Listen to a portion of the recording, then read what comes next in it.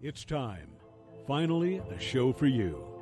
A once-a-week extravaganza, giving you the weekend's movies, the week's cons and entertainment events, what is worth watching on television for the week, the weekly comic book, novel, game, and collectible releases, as well as entertainment news and information. Everything you want, everything you need in pop culture. It's Pop Culture Kaboom with your host, Jimmy Jones. Hello, everyone, and welcome to the Pop Culture Kaboom radio show. Spencer Stoner, Rob Nolt, and I, Jimmy Jones, your not-so-humble host, are here to give you everything you want, everything you need in pop culture entertainment, whether you consider Sunday the end of your week or the beginning of it. Go into Monday, the best-informed person you know, as we provide you with the latest news, information, and releases from television, comic books, movies, novels, cons and events, toys and collectibles, and games.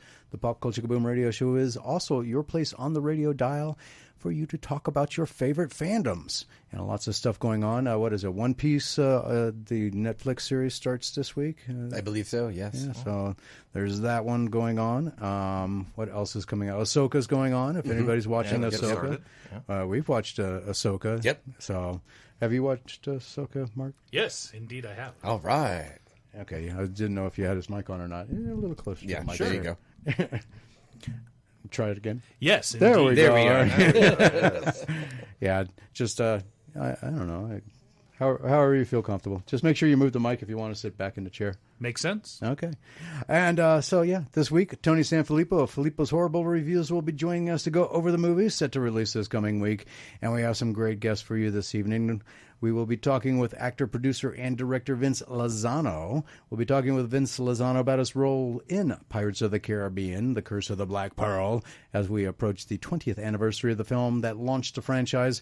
Vince Lazano's latest horror thriller, Trauma Therapy Psychosis, which is in theaters this Friday, September 1st, and all of Vince Lazano's upcoming projects in front of and behind the camera. Also joining us right next to me for the entire show is Mr. Mark Helton. He is the co-founder of 97 and Now Productions. He is also a producer, writer, director, and voice actor for all of his radio drama productions. Just a little bit. Just to be a little modest. Hold on. Eric from Whittier, California. Hello, Eric. Hi, Eric. I don't know what he's talking about. Oh, Rebels. Oh, so he's talking about Ahsoka. Mm-hmm. Oh. Whose phone is pinging? That must be mine. So much for having the volume down on your phones while on the air. There we go.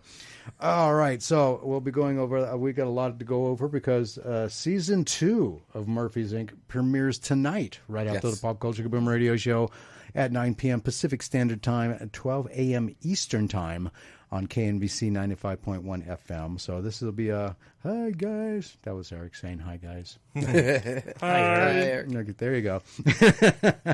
So it'll be fun. We'll be talking about that. We'll be also talking about the new science fiction. Somethingscape. Oak Ridge? Oak Ridge. Yes, Oak Ridge, another production that we recently greenlit over at 97 and Now Productions. I do have to really quickly say hi to my wife and kid who are listening, and this is the cue for that it's okay to go to bed. For the wife or the kid? Either or. Dealer's choice. All right, and you have some big announcements to make tonight as well. Well, as a matter of fact, we do have some big announcements to make tonight. Nice. I'll just get one out of the way really quickly. 97 and Now Productions is now an official LLC. We have done the paperwork and all of the necessary documentation to become a legitimate organization. Woohoo! Congratulations. Woo! Thank you. That was such a golf clap. Well, I don't want it to be too loud on radio. We should do the canned cheering like they do on The Price is Right or something, you know? Yeah, exactly. It's a Kiss concert. All right. So what does that mean for 97 and Now Productions? What it means is we're allowed to create contracts that would be, legally held, so to speak. It gives us the ability to work with other entities in a professional manner. It gives us a professional look and feel rather than, we're 97 and Now Productions, and, well, okay, what does that mean? Well, we're an actual company. And so we've started making some contracts on some different things. Another big announcement that we'll be making tonight. I'll let you decide when we make it. But 7. At 7? All right. Okay. So stick around till 7 because Right. there will be a major announcement. But when we get into the Murphy's Inc. conversation, I'll have a major announcement around that as well. So, the getting legal business, all of that stuff, it was just a necessary evil, unfortunately. But and an expensive one at that. Yeah, I can imagine. Having never created an LLC before, I've looked into it, and you would think it's just some documents, especially here in Nevada. They streamline it. It's pretty easy. You just go onto the website and you fill in the stuff. But still very expensive. Well, it does show a level of commitment to it, though. That's cool. Well, I've invested a lot into this business already. My wife and I have to give her credit because it's not just my money. We've invested a lot into this business, and the other co-founder, James Lewis, he's contributed quite a bit of funding as well. So it was the right time, and especially with the major announcement we'll be making later in this episode at 7, it was necessary in order to be able to make that announcement. Oh, okay. So all of this and your comments and thoughts on the 7 pillars of pop culture entertainment, your favorite fandoms, and everything discussed on the show. To add your voice, all you have to do is call 775-515-4141 anytime during the Pop Culture Kaboom radio show, and that number is good anywhere in the world. Or you can send me, if you're too shy for the phones, you can send me a direct message through the Pop Culture Kaboom Facebook page, like Eric does in Whittier, California, down in Los Angeles. It's easy there in Los Angeles, I guess, to start an LLC. Well, thanks, they need Eric. the tax dollars. Appreciate it. They do need the tax dollars. And if you don't want to do that, if you want to just hold off, you can always reach us 24/7 by sending us an email to popculturekaboom@gmail.com. There are a couple of rules when sending an email that you must be aware of. First off, these are real simple instructions to put in the subject line question, comment, concern, or my fandom. Very important. Then in the body of the email, please put your first name. I do need a first name only. You don't have to include your whole birth name. I'm not. Do you require socials? No, and it's not Ancestry.com. I'm not going to go and do a family research on you. So all I need is your first name. No firstborn. Yeah. Blood type? Blood type. What royalty do you trace back to? None of that stuff. So just send an, and then in the body of the email, go ahead and fire away with what's on your mind. I do respond to each and every email when I get a chance to. If you have a specific question for Spencer or Rob, I will forward the email to them for them to respond back to you, and it will be read on the air unless you specify for it not to be, or you can't follow those simple instructions. So a little change of pace. We got a Spencer question of the week. And Spencer, what is the question of the week? Well, in honor of Mark being here, and with the Fat and Black Connection having a penchant for drinking during their show, as I am now, as he is now, I thought it would be interesting to ask. Food and drink helps the most fantastic worlds feel more real. So, of all the otherworldly delicacies created in fiction, what is the one you would most like to try? Okay. Start us off there, Spencer. Right, Which one would you like to try? Well, most of the examples I thought of off the top of my head came from Star Trek. Romulan ale, Klingon blood wine, tribbles. Tribbles? No. Yummy. Trouble with tribbles. Someone ate that? I was going to say, I don't remember them eating tribbles. As far as I know, nobody... phone call. As far as I know, nobody has eaten a tribble. Oh, phone call right now. But and then also, like the blue milk from Star Wars or porgs. Porgs, Chewbacca almost did eat one. He did cook one. Pork sounds close enough to pork, so that makes me think bacon. Yeah. Let's go. Okay. All right, but... and we have a caller. Who is this and where are you calling from? This is Ashley. I'm calling from Georgia. Hey, Ashley from Georgia. How are you? I'm good. How are you? Miss Ashley is one of the writers on Murphy's Inc. Oh, and is also the lead creator on Oak Bridge, a new sci-fi audio drama that is in early development. Which we'll be talking about later in the show, too. Yes, we will. So what can we do for you this evening, Ashley? Yeah, I just wanted to call in for a few minutes to support Murphy's Inc. and just to ask Mark a quick question. Uh-oh. Okay. Yeah, good. You should have answered that email. You can't run. Yeah, should have answered that email there, Mark. Yeah, I guess she's going to pitch me another series. Let's see. Well, I figured since he was going to be on for like 3 hours, give him something to work with, I love it. Thanks. I guess you've never listened to the show before. I'll keep them entertained. What do you got, Ashley? Yeah.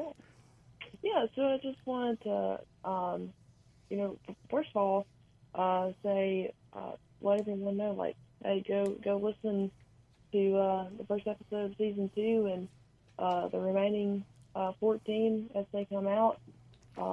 You'll definitely be in for a treat. But for Mark, I wanted to ask, in terms of production, what would you say between, working on season 1 versus having worked on season 2? What would you say is the biggest, thing you've learned now going through season 2 versus when you were fresh for season 1? Well, I guess Ashley has just made herself an unofficial co-host of the show and stole my question. Fair enough.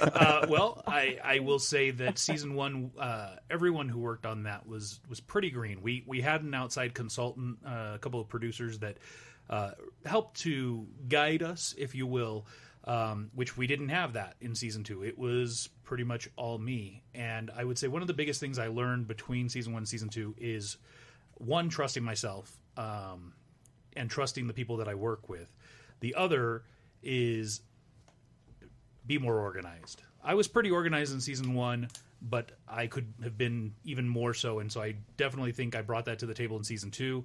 And I also learned a lot of things in season 2 that will do better for season 3 from a creative production standpoint. And, there are things that, from a writing standpoint, the biggest mistake that we made, in my opinion, was we brought in a crop of new writers for season 2. We had the originals as well as some new folk, and we didn't give them everything that they probably needed to be successful. We gave them, here's your piece, here's what you're working on, and that created continuity issues and things that just required a lot of cleanup on the back end, which was fine. But now for season 3, which is already being mapped out, it's looking like it's going to be about 17 episodes. The writers coming into season 3 will have the entire season. They'll be able to see every episode before theirs, after theirs, so they know exactly what's going on. So it sounds like season 2, you kind of took the MCU approach to it and only gave the directors or the writers what they needed to complete that episode, and not a whole overbranching idea and concept of that season. Yeah, and that was a mistake. So I've learned from that, and I feel that every season that we've done, 1 and 2, and now looking at 3, we are shaping up to where 3 is going to be compared to 2, flipping amazing. And 2 hasn't even released yet. So, so Ashley? Yes. Okay, I just want to make sure you're still there. Is there a delay? Yeah, I'm still here. Okay. Just out of curiosity, so Howard, since you were an unexpected guest on the show, how did you feel writing for Murphy's Inc.? Yeah, it was really fun, really good experience. I certainly learned a lot, mostly about script writing, which is the big reason why I joined the team to begin with by Mark's invitation, because I had sometime last year had reached out to 97 to Now about producing another audio drama idea I had, but found very quickly that while I was writing it, that particular one, maybe was meant to be written in a different medium, not audio drama. And so told him, that was reason, and I couldn't, in the best interest of everyone, continue that. And so he's like, well, we're working on season 2 for Murphy's Inc., and we could really use another writer, and you can come on and learn the ropes. And I did, though it was a struggle initially because season 1 hadn't even released yet. and so I really didn't know much about the characters or really a whole lot about the story. And I kept like a few weeks. I was like, I don't know. I mean, I don't know if I could do this. And then, so I'm like, no, I've got to stick with it. The whole point is to learn, how to write scripts and how to, develop stories and all that good stuff. And so, definitely once season 1 released and I was able to listen to it, it certainly helped. And yeah, it was a very, very fun experience, and I learned a lot, and I just enjoyed writing characters, and I really loved the material that I was able to write. Initially, it was only supposed to write 3 episodes, but realized I was probably going to need a 4th one to completely wrap everything in my particular arc up. And don't even ask me about the characters in my arc, because it wasn't until the end I realized I had enough to make like a whole season. But we won't talk about that. But yeah, it was really fun, and I mean, you'll have to wait a few weeks till you get to hear what I wrote. In terms of episodes 10 through 13. Okay. Whoa, what lovely episodes those are. I think you might be in those. Indeed. Yeah. So are you looking forward to the premiere tonight? Yeah, well, by the time it premieres, it will be like past midnight. Just drink coffee. That's what I do. Just drink lots of coffee. I will be waiting until Friday to listen to it. I'm really looking forward to it, even though I know what's going to happen. But it's always different when you listen to it versus when you're reading it. Mm-hmm. But yeah, I'm stoked. Well, I'm glad to hear it. Yeah. All right. So, and just one other question, because I'm from Jacksonville, Florida. How far are you from the Florida border?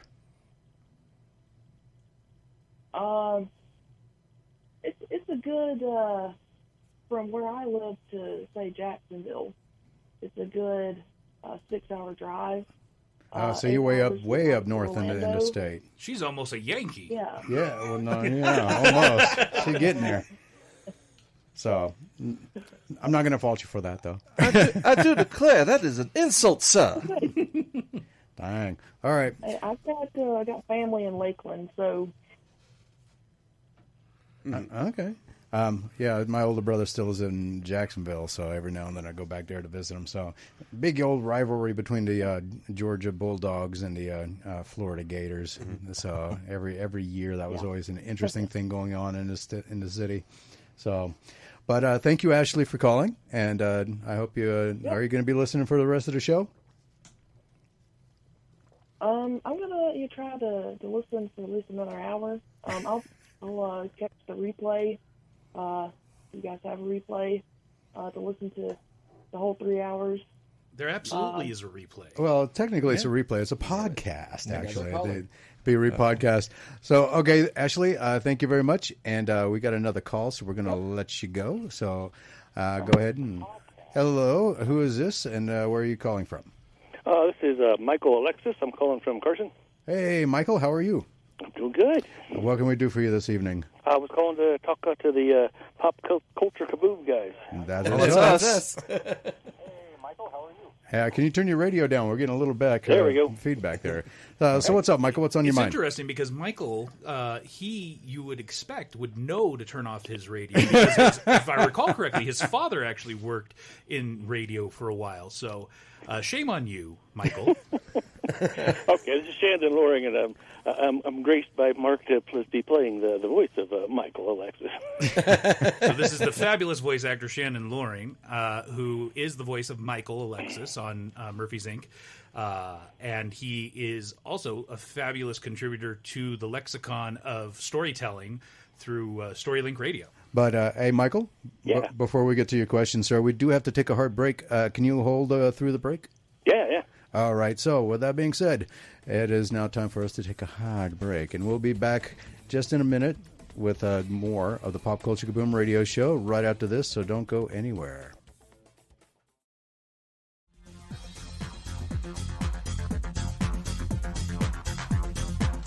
Welcome back to the Pop Culture Kaboom radio show. Everything you want, everything you need in pop culture entertainment. We have Mr. Mark Helton in studio from 97 to Now Productions. And we're talking all things 97 to Now Productions, but we are concentrating on Murphy's Inc.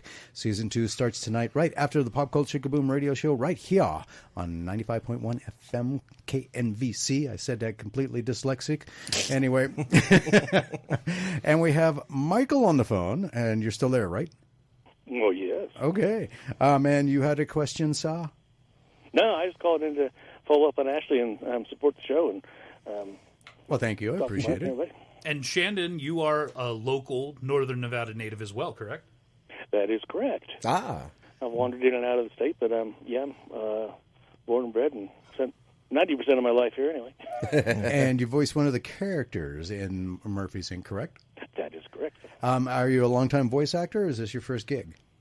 No, I've been working in virtual worlds. What's his name? Zuckerberg's calling it Meta now, but the online virtual worlds of OpenSim and Second Life, and I've been doing some audiobooks. About 15 years, I've been an online storyteller. Oh, wow. Impressive. And, about 30 books I've narrated on Audible, which is Amazon company audiobooks and stuff. Mm-hmm.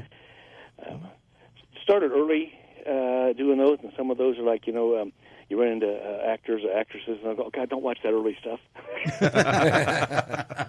Yeah. I've got a few of those up there, a little bit embarrassing, but Even writers are like that. Ooh, please don't read the first don't book. go look at that.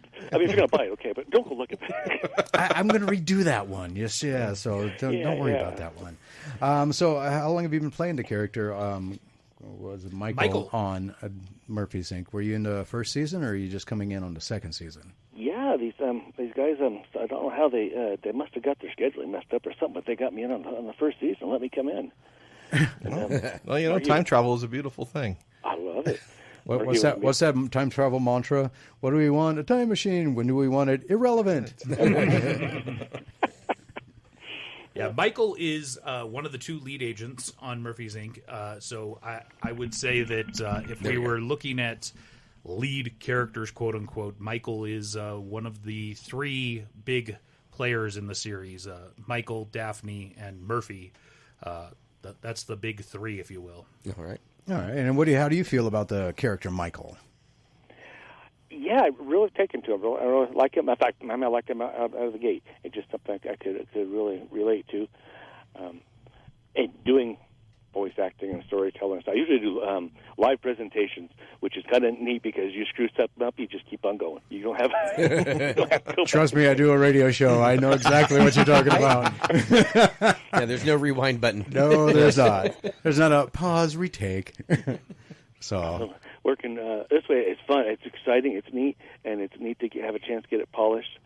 They do an audiobook, so you take all kinds of time to polish. Take you 5 hours to do 15 minutes. Yeah. But doing live, it's kind of nice. Yeah. And you get to play lots of different voices when you're doing live. But I really felt Michael is a great character. I love the writers. It's kind of just a real straight, flat, if you will, almost sort of voice for me that I don't know why. Again, Mark seems like us, so We're not killing you off yet. yes, yeah. Well, Michael does have kind of that nice leading man, I am tough guy. Voice, yeah, Absolutely, He does have that yeah. going on. He does sound like an agent from The Matrix. But anyway, Smith. No, I'm kidding. Well, sir, I do appreciate you calling. I hope you listen to the rest of the show. And if you do, please, if you hear anything else you'd like to talk about, feel free to give us a call back. If Mark messes up on anything, feel free to call in and correct him. Yeah, call him on it. Literally. Well, you know I'll be here at 7 o'clock. I'll find out what the big announcement is. Oh, yeah. It'll be interesting, man. Stick around. Oh, there's actually a couple of things I'm going to be asking him about later on in the show, too, that he doesn't know. There's going to be surprise questions because I don't script out anything. So talk about live radio. I mean, I see your computer monitor right there with your script. What are you talking about? I don't script anything out, but I can read my top monologue. Well, yeah. Well, I only script out the stuff I don't want to screw up. Oh, okay. So, but no, the questions His just come out opening of and the top of my head. Pretty much. Yeah. Yeah. That and stuff with details. But yes, sir. Thank you again. And please listen to the rest of the show and feel free to give us a call. And yeah, he's got a couple of more big announcements, and I got a couple of interesting questions for him as well. So we'll see how those go. And thank you again. All right. May your waters stay calm, your winds stay steady. See you later. Bye. Thanks. And so Eric in Whittier, California, does have a question for you. But first, let's finish off Spencer's question, which we did start, Yeah, 30 a while minutes ago. ago. Yeah. So you said we got the question. We got the question now, but weren't able to get any answers. So what is your answer, Spencer? Since it's your question. Well, in my case, I've been watching Star Trek since I was a kid, so I really am interested. Like, Clint Howard was in one of the classic episodes called the Corbomite Maneuver, and he had this drink called Tranya, and I would like to try that because it looked like Tang on steroids. Oh, okay. So kid me is like, I wonder what that tastes like. Tang on steroids. And I guess just inject a little steroids in your Tang, and there you go. No, we'll see. Be a super monkey. And so that's the drink, and you also had food in there. Well, yeah, and then let's see. If I wanted to be snide, I'd say porg, but. Porg. Roast pork. Roast pork. Roast Yeah. porg. But then, of course, I am kind of curious about the entire Taco Bell menu from Demolition Man. Oh, I'm just curious about the whole Taco Bell menu in general. But anyway, you never know what kind of alien food that is, quite honestly. Very true. All right, Rob, what say you? Okay, so food, I don't know. It's a little hard. I mean, because a lot of times it looks like our food, we just don't know what it's called. You know what I mean? And now with in all honesty, any of the food that we've really seen has been like from Star Wars or from anything. And now you can go and eat a lot of it at Galaxy's Edge. So I have, there's nothing on that end. But for as far as drinks go, I would probably have to go with an Orion Hurricane from one of the new episodes of Star Trek. It actually has a special ingredient in there that makes you feel funny. That isn't alcohol? Yes. Okay. Interesting. All right. Mark? So for me, there's a reason I would want to try the fizzy lifting drink from Willy Wonka. Oh, yeah. That would be because I want to know if instead of burping, if I let the gas out the other way, will it work the same? No, then you're like a balloon when you release it. Or will I go up? Right. Depends on your aerodynamics. I don't know. I think I'm built like a blimp, so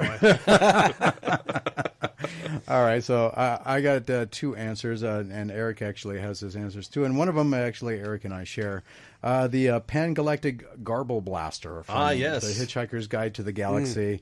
It is described as being the alcoholic version of being mugged. So it's like being slapped in the face by a gold brick wrapped in a lemon slice or something like that. Ouch. And from food-wise, Poplars from Futurama. yes, Poplars, love it. So one of the most addictive snacks in the year 3000 is Poplars. These delicious little brown balls became a worldwide delicacy after the Planet Express crew brought them back to Earth after a mission. Of course, they turned out to be living creatures, but that's a whole another kind of I'm glad you didn't go. I was going to say, I'm glad you didn't go with Slurm.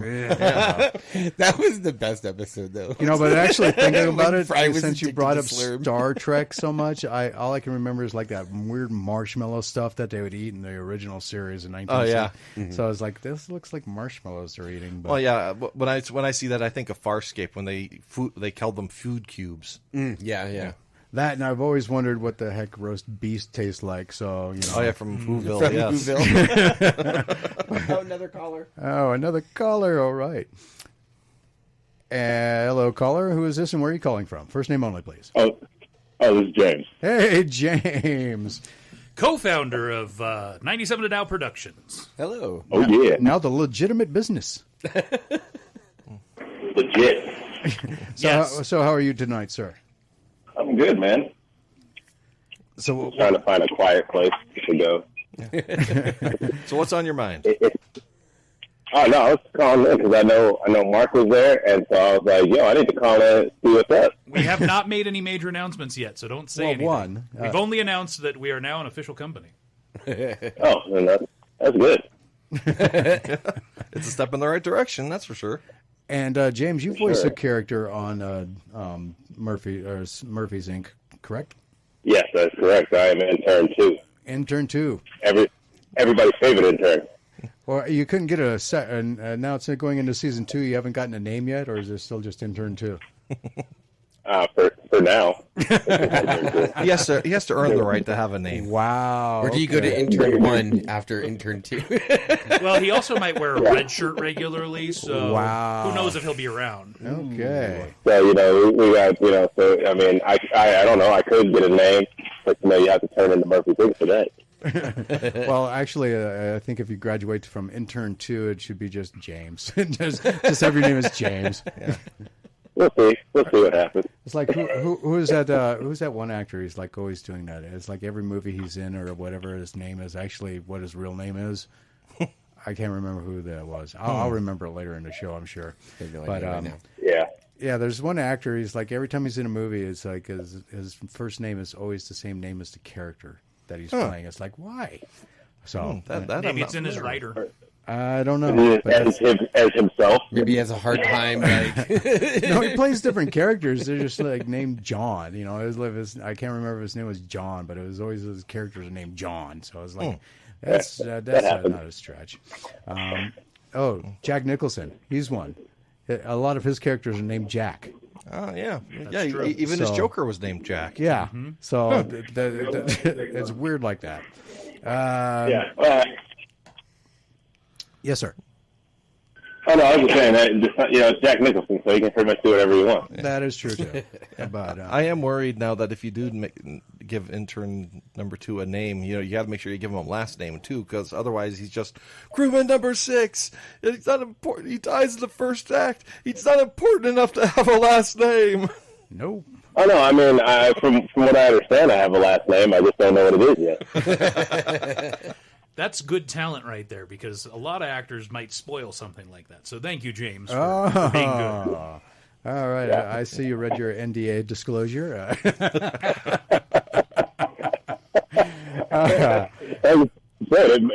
Things might happen this season. Like, we might go back in time. Who knows? Right. Spoiler alert. Come on. A time-traveling show that goes back in time. No way. Yeah. How does that happen? Who knew? All right. Well, I appreciate you calling, sir. Anything else you want to add at the moment? No, I was just saying, make sure you tune in to Murphy's Inc. right after Pop Culture and Boom. It's going to be a good episode. Season 2 starting off with a bang, baby. Let's go. All right. Thank you, sir. And enjoy the rest of the show if you can. Yes, sir. And since I know you're calling all the way down there in Las Vegas, so... Yeah. And he's actually at work, so I'm fairly certain he's probably going to be getting back to that in a moment. Yeah. You hope. I make sure that, hey, look, I take care of all my poor people on my break, you know what I'm saying? That's how it goes. All right, sir. Well, you have a good evening, and thank you for calling in. Take care, guys. Have a good one. You too.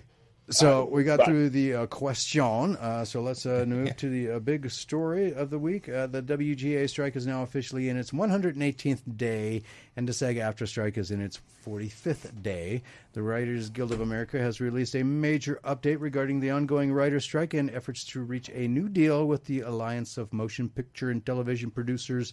In a memo released by the WGA negotiating committee on Wednesday, they revealed that the most recent meeting with members of the AMPTP did not result in actual negotiations and instead involved a lecture about how good the studio's counteroffer was.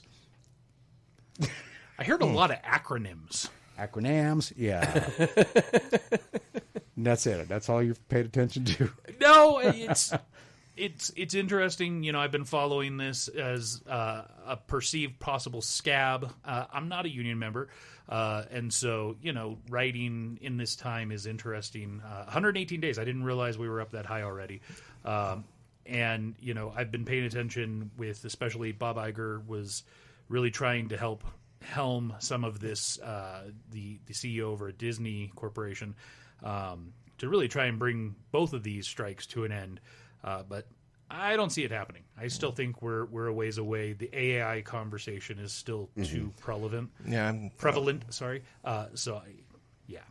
Yeah, I'm figuring that once the writer strike is over, the actors strike is probably going to end very quickly behind it, because a lot of the concerns they all have over like AI and stuff are all the writers and the actors have very similar concerns. Yeah. So once they negotiate something out with one, they're going to use that as the template for the next one. Exactly. For the other one. So hopefully, I mean, if it has to get to that point first. I didn't get your opinion on that one, Rob. In all honesty, I think that they're going in the right directions. I think that they need to start the negotiation. I think even if the conversation was a lecture, at least they're at the tables together. I don't know. If I went into a meeting to try and negotiate something and I got a lecture, I would not be happy about that. No, but they're at the tables, and that unfortunately, going through a lot of strikes back in my day, not even getting to the table is a huge win. True. Absolutely. That's half the battle. So yeah, true. All right, so the AMP did not result in actual negotiations and involved a lecture instead. A more detailed description of this state of negotiations is reportedly on the way from the WGA committee. On Monday of this week, we received an invitation to meet with Bob Iger, Donna Langley, Ted Sardandos, David Zasloff, and Carol Lamborghini. The memo reads in part, it was accompanied by a message that it was past time to end the strike and that the companies were finally ready to bargain for a deal. We accepted the invitation and in good faith met tonight in hopes that the companies were serious about getting the industry back to work. Instead, on the 113th day of the strike, and while the SAG-AFTRA is walking the picket lines by our side, we were met with a lecture about how good their single and only counteroffer was. And there's more to that, but I will get to that right after this break. It is now 6:40, and it is 84 degrees in Carson City and sunny. And if you're driving out there, you know there's traffic. So with all that being said, we'll be right back with more Pop Culture Kaboom Radio Show right after this.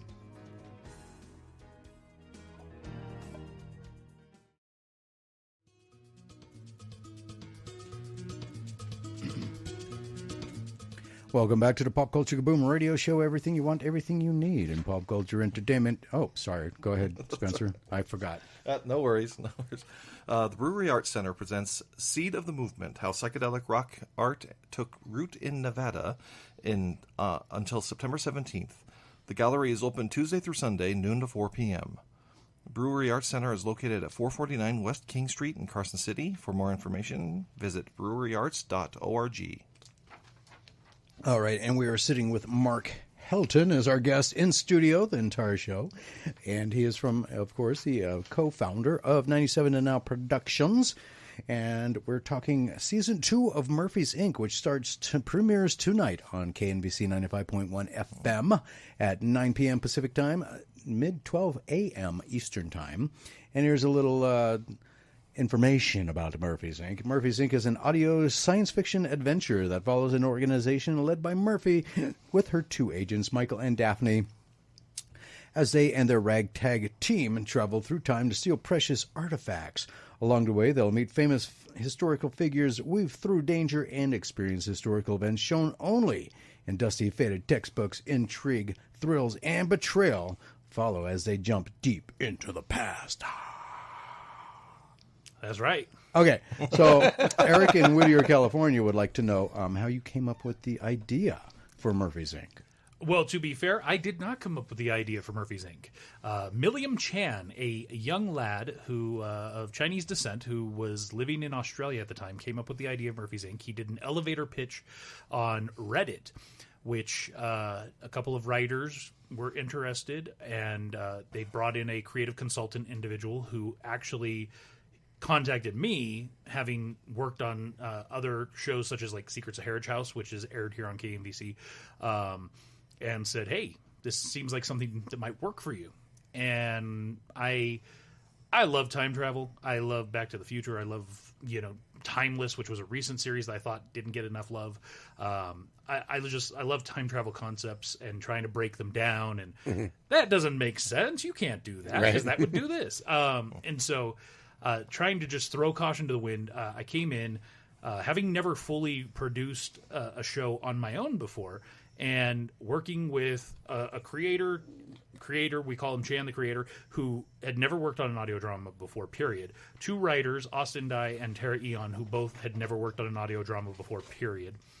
It made for a very interesting scenario that I kind of had to grab the reins pretty much on day one. I will say that season 1 was predominantly creatively designed by the 2 lead writers, Austin Dye and Tara Eon. But season 2 was a lot of it my brainchild. I am now officially the showrunner on Murphy's Inc., so that means I completely drive the ship creatively and lay out what we're going to do. We do bring in writers, give them some creative ability to say, hey, can we do this? Can we try this? Can we bring in a new character for this? But generally, I set the overarching tone for the series today. So I got to give credit where it is due, and Milliam Chan had a great elevator pitch that has turned into what this is today. Nice. Okay. Hopefully, Eric, that answers your question. If not, apparently it did not. Okay, hold on. No, We got another caller. He would like to know if you do it all by storyboard, but we'll get to that in a moment. Hello, caller. Who is this, and where are you calling from? Hey, everybody. My name is Tyrus. I'm calling from California. Hey, Tyrus from California. I remember you from the Fat and Black connection. Yes, sir. Been on there a few times. I get ragged on by Mark a lot. Just a little bit. Deservedly, though? He can get away with it, though. I let him. So Tyrus is the voice of the Sailor, as well as a new character that will be introduced tonight in episode 1. So I'm not going to give anything away there. But if you've seen the artwork for episode 1 of season 2, his character is pretty predominantly placed within that art. Oh, really? Okay. I'll have to look for that. Is it like a Where's Waldo thing, or will I be able to spot his character right away? It's pretty obvious. Okay.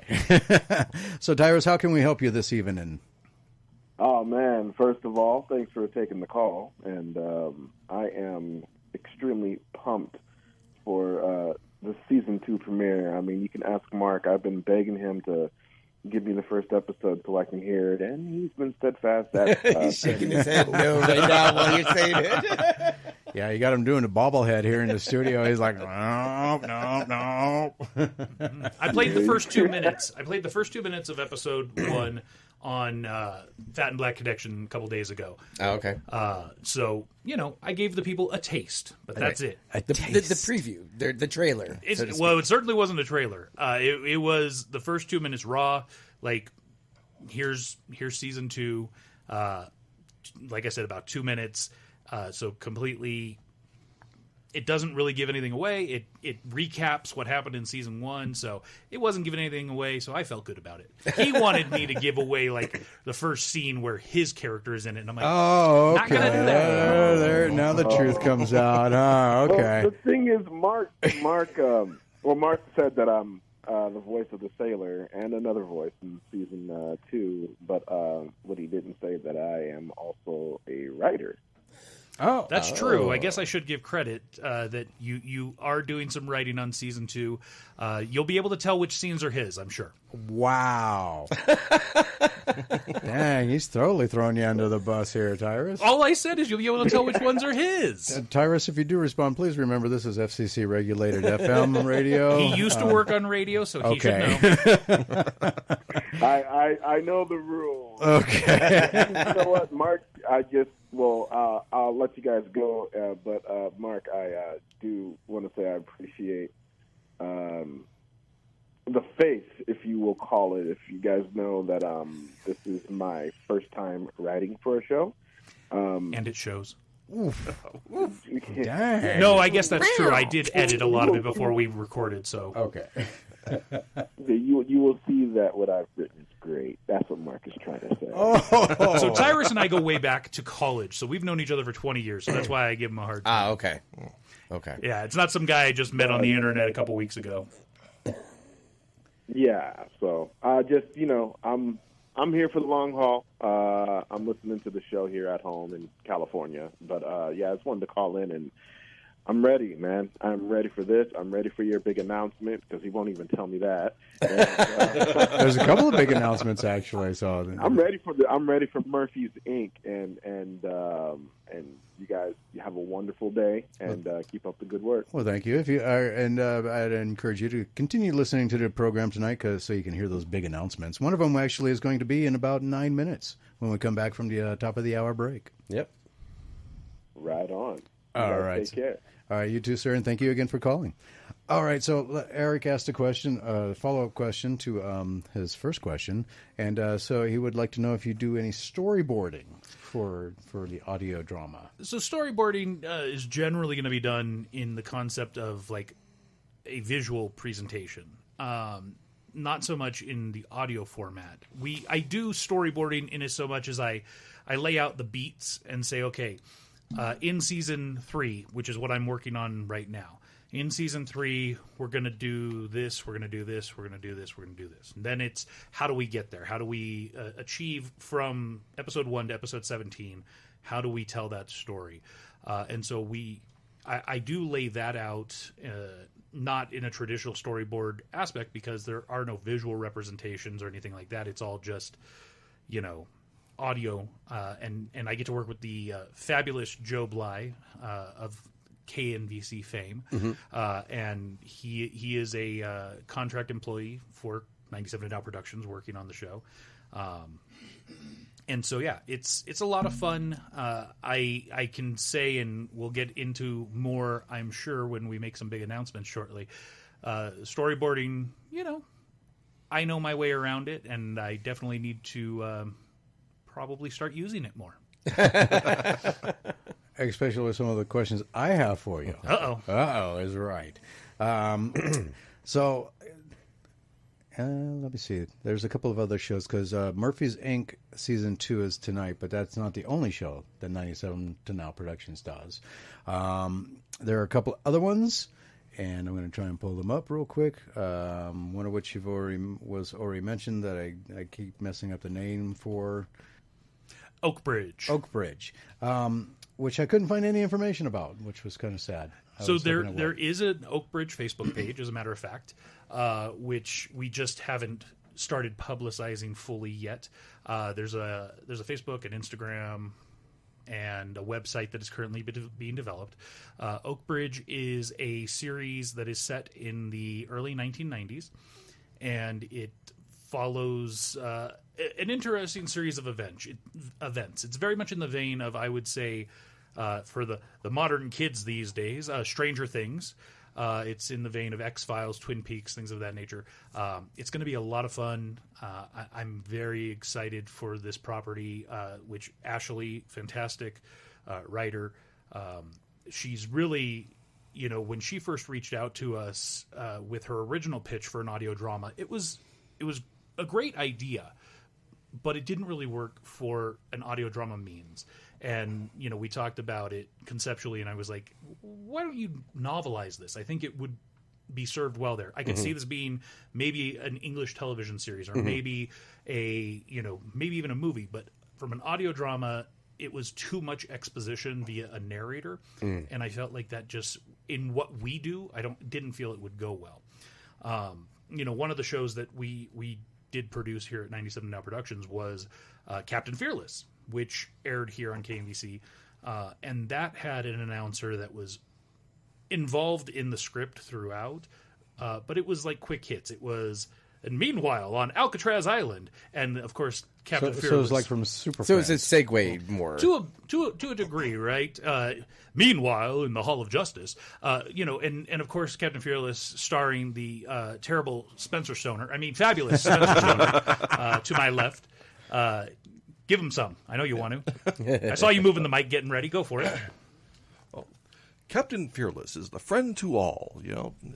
Every man, woman, and child, deserves to have safety and friendship in this world, and I will destroy any evil that will come to. He doesn't have a script, so he's No, so he's not an improv artist. We know that. See, darn, where am I from again? I mean, Harmony Cove. Yes, Harmony Cove, because secret identities are hard to keep track of. That's for sure. Yeah, but I can assure you that if your mail does come through Harmony Cove, it will reach the outskirts of the town at least safely. Okay. All right. Now, So is that how it actually goes, or were No. you really okay? You were kind of tripped up a little bit. No. the character is to Captain Fearless to a degree is a bit of an imbecile. Okay. Spencer's great at it. Yeah, he's an idiot with a heart of gold, but I love him. So it's there was no typecasting, I promise. No, Spencer was amazing. So originally, when we were looking to do the show and cast the show, I was afraid that I was going to have to play it myself because it was a part that I didn't want to double cast. Because there is the secret identity, right? Joe Buckley. I didn't want to have one person playing Joe and one person playing Captain Fearless. It needed to be one person doing both, and I didn't know if I would find that. And luckily, Spencer was able to give me what I was looking for on our second go-round of recordings. Well, he did just happen to find a Superman fanboy who really did like the concept. Superman or the Tick? Yes. Spoon! I love that cartoon. Yeah, I That do was great. too. Yeah, but I was a fan of stuff like Captain Fearless. Like the old Max Fleischer Supermans, where you have mild-mannered Clark Kent, and then you have Superman. And so this is just my chance to kind of have a little fun homage to that entire genre, and I loved it.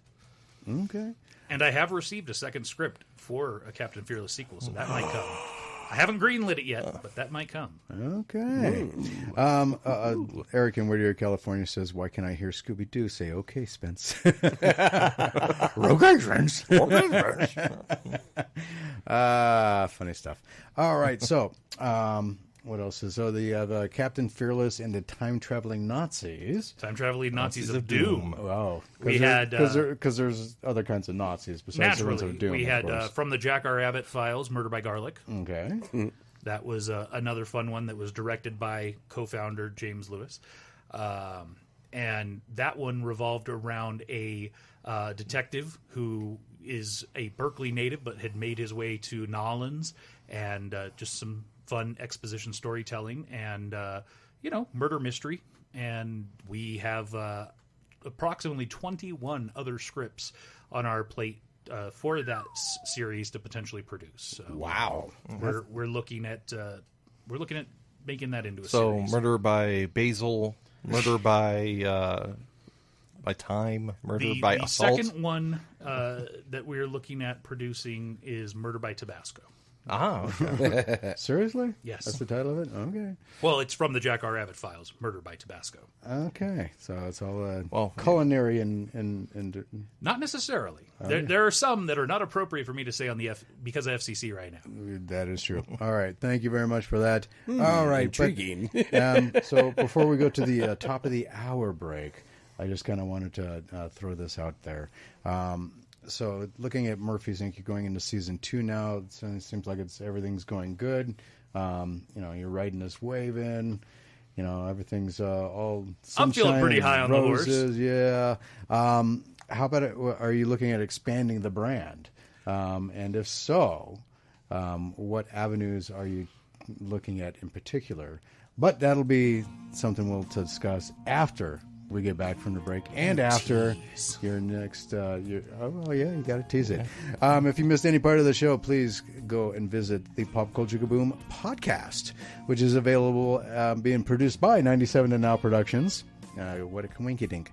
And you can you can listen to it on any of your favorite what is it called, not streaming, podcast apps. Platforms. Podcast platforms. Podcast yeah. and streaming are kind of same thing. Same difference? Okay, so your favorite podcast platform, and we'll be right back after this.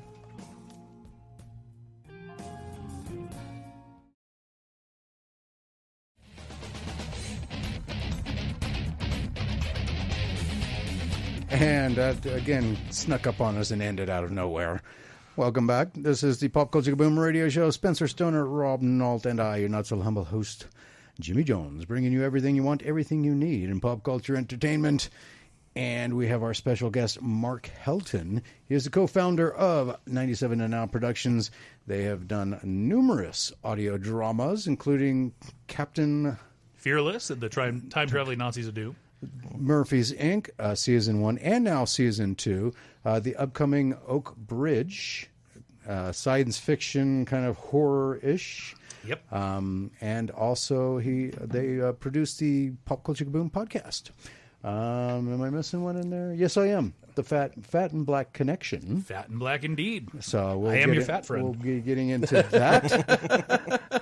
And but do you have a huge announcement that will affect the Reno, Sparks, Carson City, Dayton, where else is there? Carson Valley.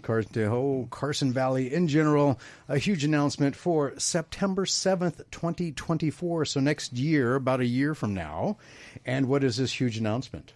So, as you said, September 7th, 2024, we will be, 97 to Now Productions will be hosting and organizing the very first annual, first annual, Kaboom Con at the Carson City, I want to say Convention Center, Carson City Community Center. Oh, awesome. All right, so that is the big announcement. And, you brought it up to me earlier. Was it earlier this week? Wasn't it? It's only been like a week. It hasn't been that long. Yeah, it really hasn't. It has been something that 97 to Now Productions has wanted to dabble in, and we've felt like we're starting to build the base to work in this direction, and then of course coupling in and bringing in the talents of you and your team here. And the Rolodex that you have at the ready, we felt that now was the time. Ericon working with Spencer and seeing that kind of production and how it was done.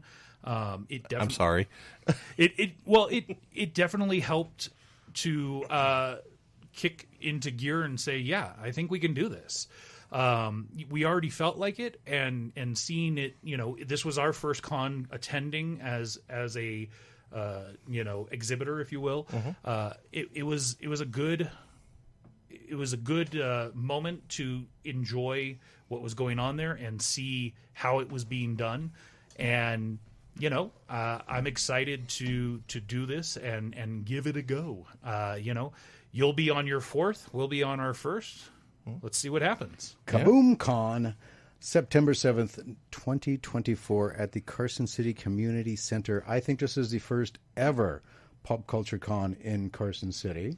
I would love to be able to have that moniker, so we got to dig in and make sure that that's truly the case. I know since I've lived in the area, there hasn't been one here in Carson City. I know the Carson City Library one year was trying to put one on, but I don't think they were able to put on. They were just going to do a straight-up Comic-Con type of event inside the Carson City Library, but I don't think that ever actually came to fruition. Well, we will have 10,000 feet of floor space.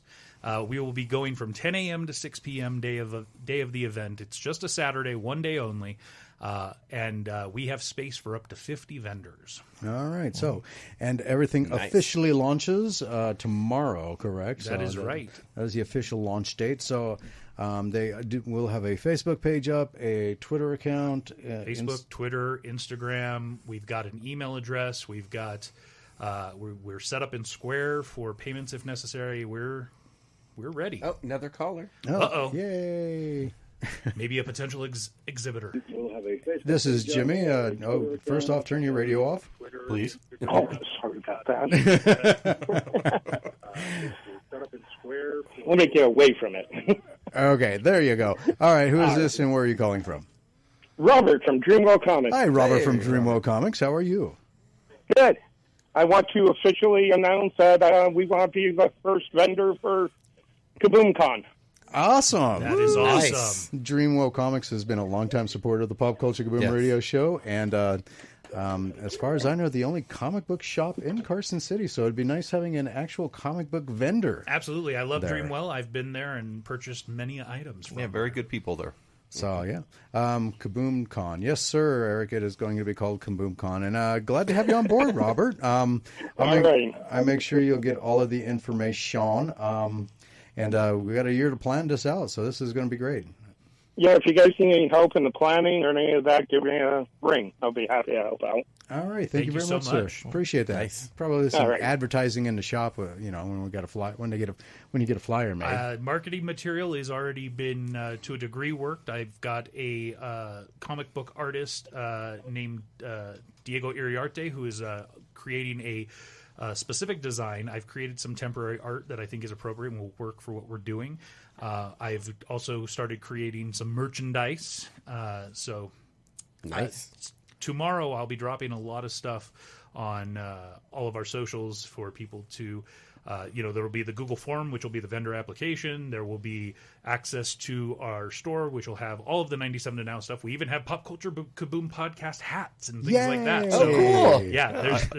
I got to get me one of those. There's a fantastic Hawaiian shirt, which I know you've seen, and you said you'd rock it. I don't would. see you wearing it. So calling you out on that. Just because I don't got it yet. When it is in my grubby little paws, it will be on my grubby little body. I apologize for not coming in lately, Robert. I've been having some issues with things, and just haven't been able to. No worries. Haven't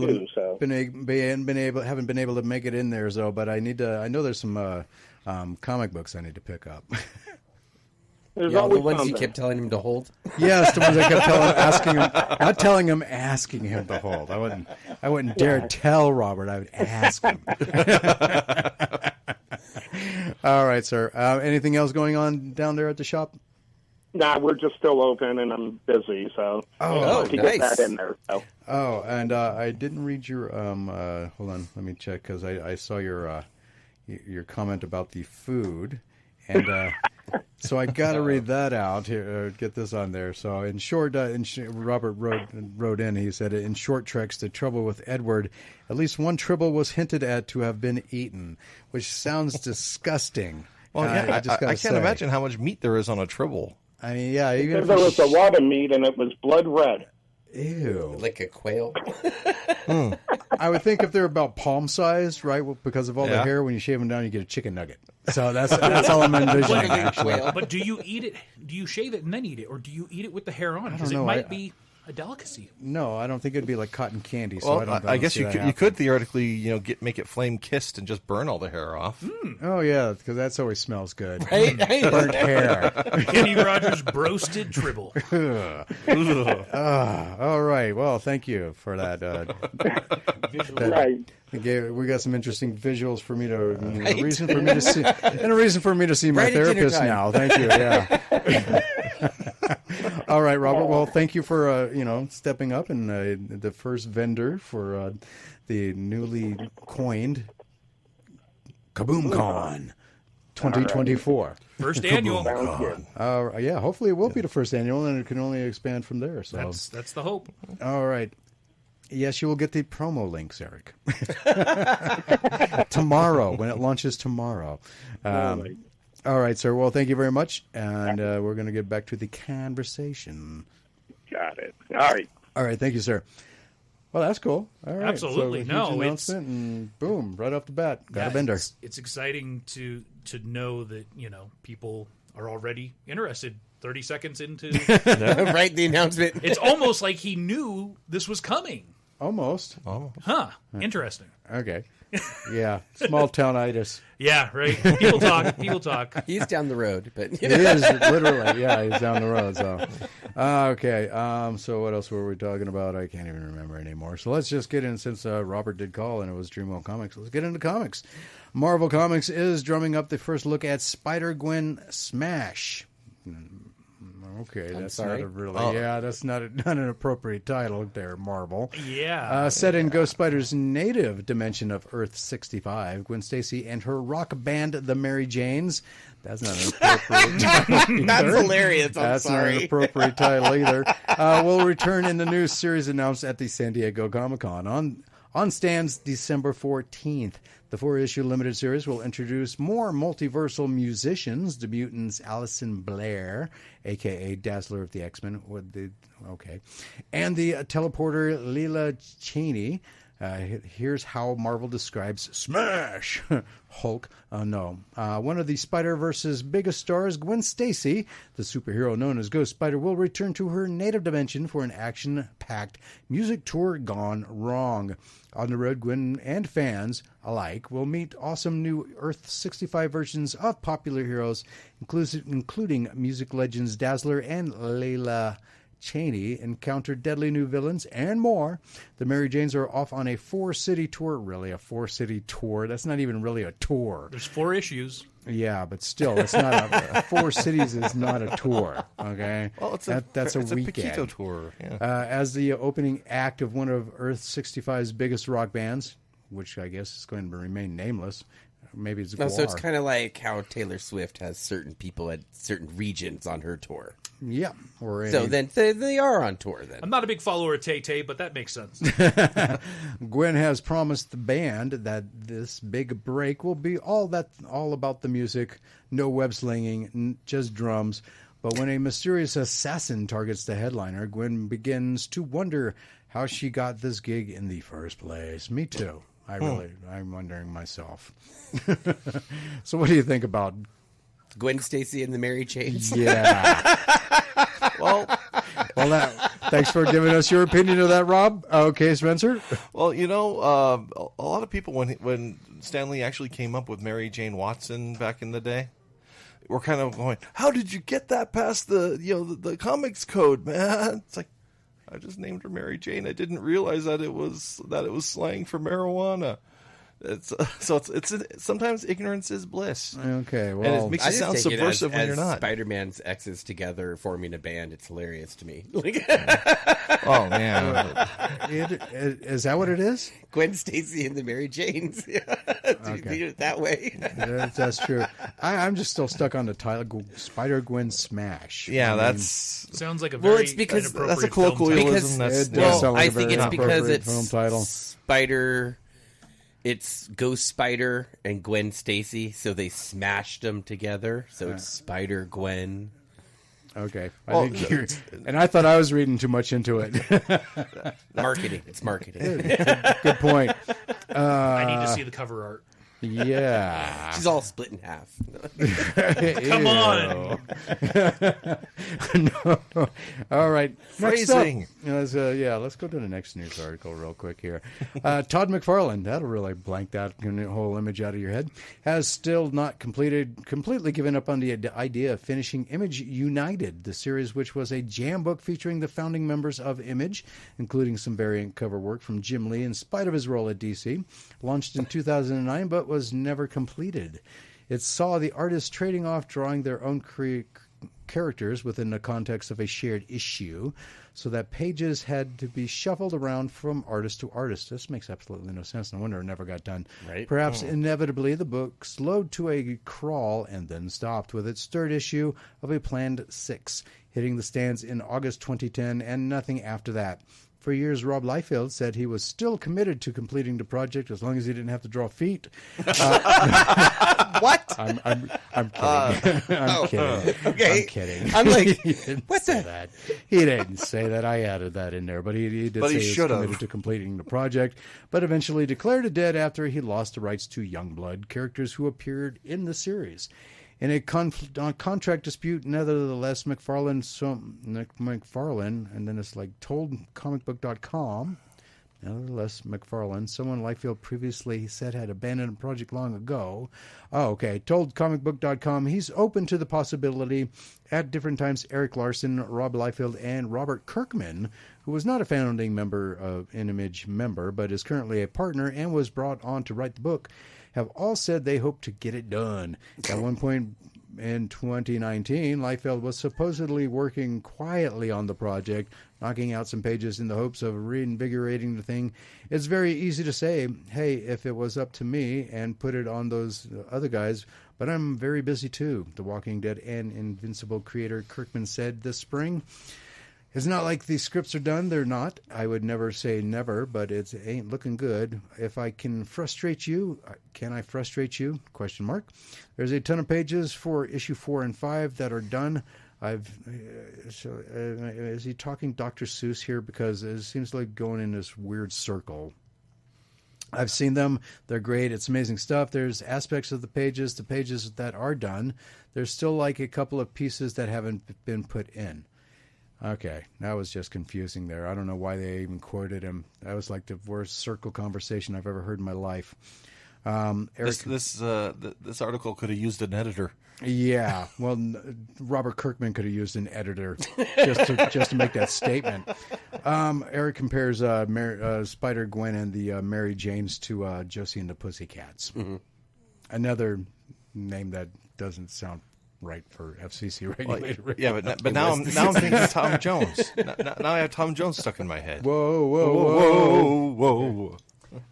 All right, sir, before we went to break, I did pose a question. You did. About Murphy's Inc. And at this point, God, I don't remember what it was. Really? Yeah, I don't either. I got short time-itis. Oh, okay. Well, plus he only has about 40 seconds to answer it now. Yeah. So I guess you'll have to wait until after the movies. Oh, man. The question was actually having Murphy's Inc. Appear in any other form of medium besides audio drama. Ah, yes. Well, see, we were sidetracked by the big announcement at the top of the hour. Yes, we were. So with that question, I guess... Because that was technically another big announcement, so now we're going to have to wait until... Yeah, I'm going to have to tease another big announcement, and since we've got... Buddy boy Tony Sanfilippo coming. Yeah, I guess I'm gonna have to hold that announcement off for a little bit. Yeah, but I can pose this question: have you ever thought about audio or doing translating it into an animated series? Absolutely. This show has a lot of fun aspects, and I think moving towards a visual medium would be ideal. All right, but that is not the big announcement. Absolutely not. I wish it was, but it ain't. But so when we will get to that eventually. Until then, it is now time for our hard break. When we get back, it'll be movie time with Mr. Tony Sanfilippo. So don't go anywhere. More Pop Culture Kaboom radio show right after this.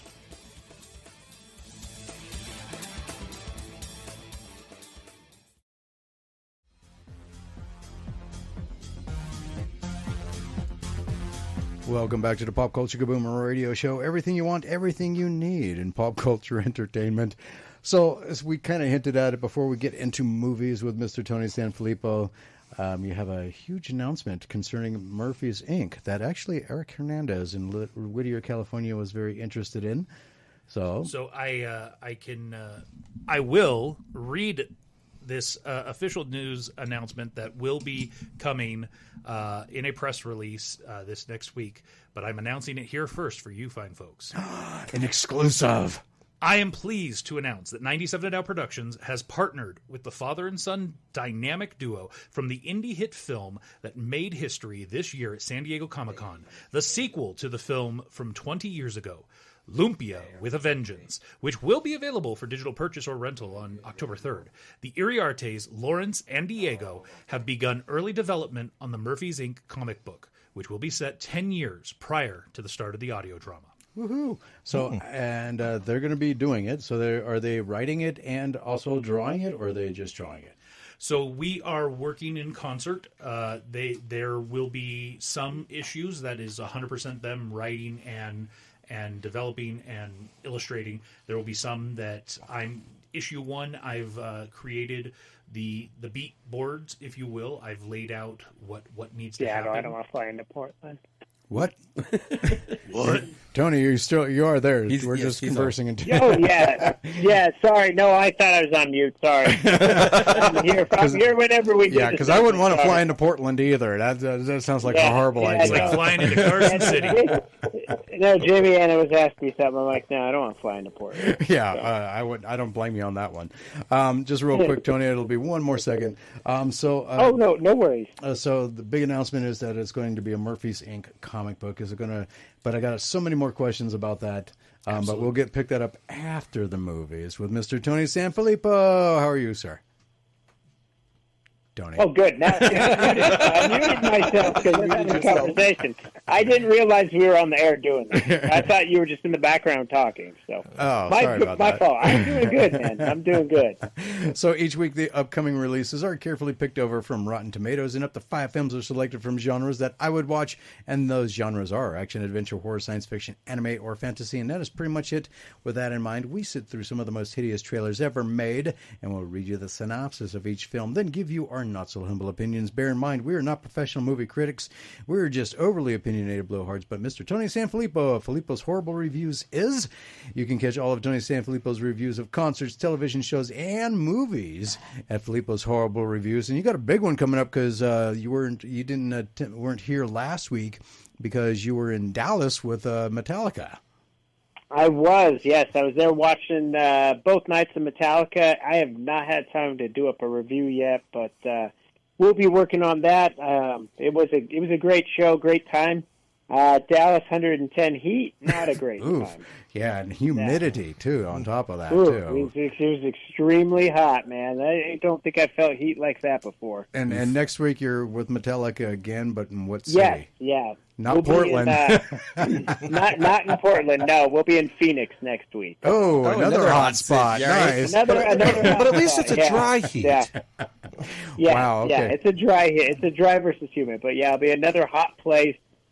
Seeing Metallica. Jeez, maybe they should go and pick a concert venue that isn't like, that has a nice, comfortable 70 degrees or something right now. You know what I'm saying? Oh, I know. Yeah. Well, Sacramento, Colorado. You know what's funny is they're playing all like dome stadiums, with the roofs and the ACs. So while they're not playing Colorado, it's like everything seems to be big indoor stadiums. So. Well, at least you got that advantage going for you. Yeah. The AC worked well at Jerryland. That worked well. Nice stadium. Not a Cowboys fan, but very nice stadium. Oh, okay. Did you hit the Dallas Cowboys gift shop up at the airport? I did stop and look into it. It was interesting. We actually took a tour of their practice facility where Jerry Jones's office is. Yeah. They call it the Star. Awesome place to tour if you're down there. Obviously, you don't have to like the Cowboys, but a lot of cool history.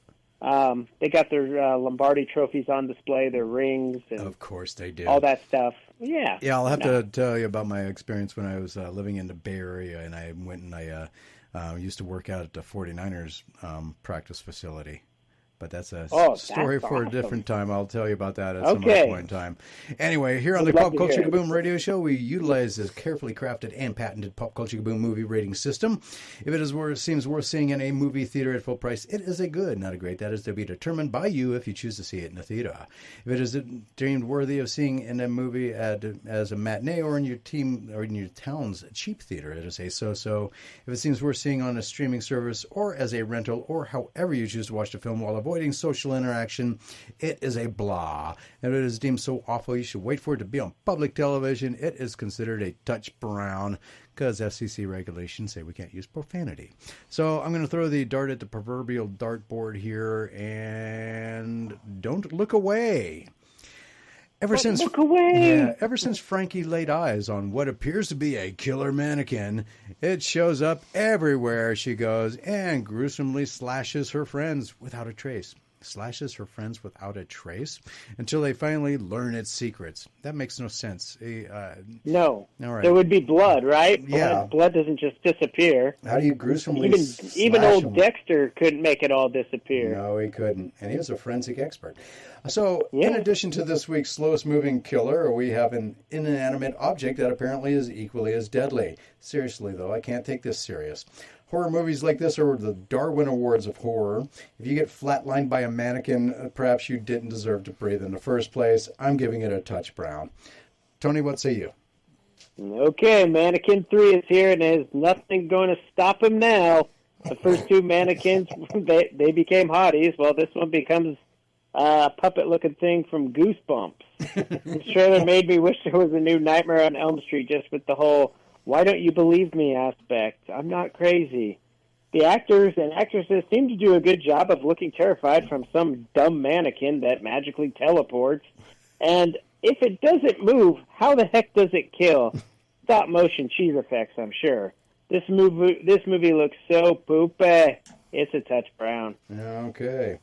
Rob, what say you? Yeah, this one.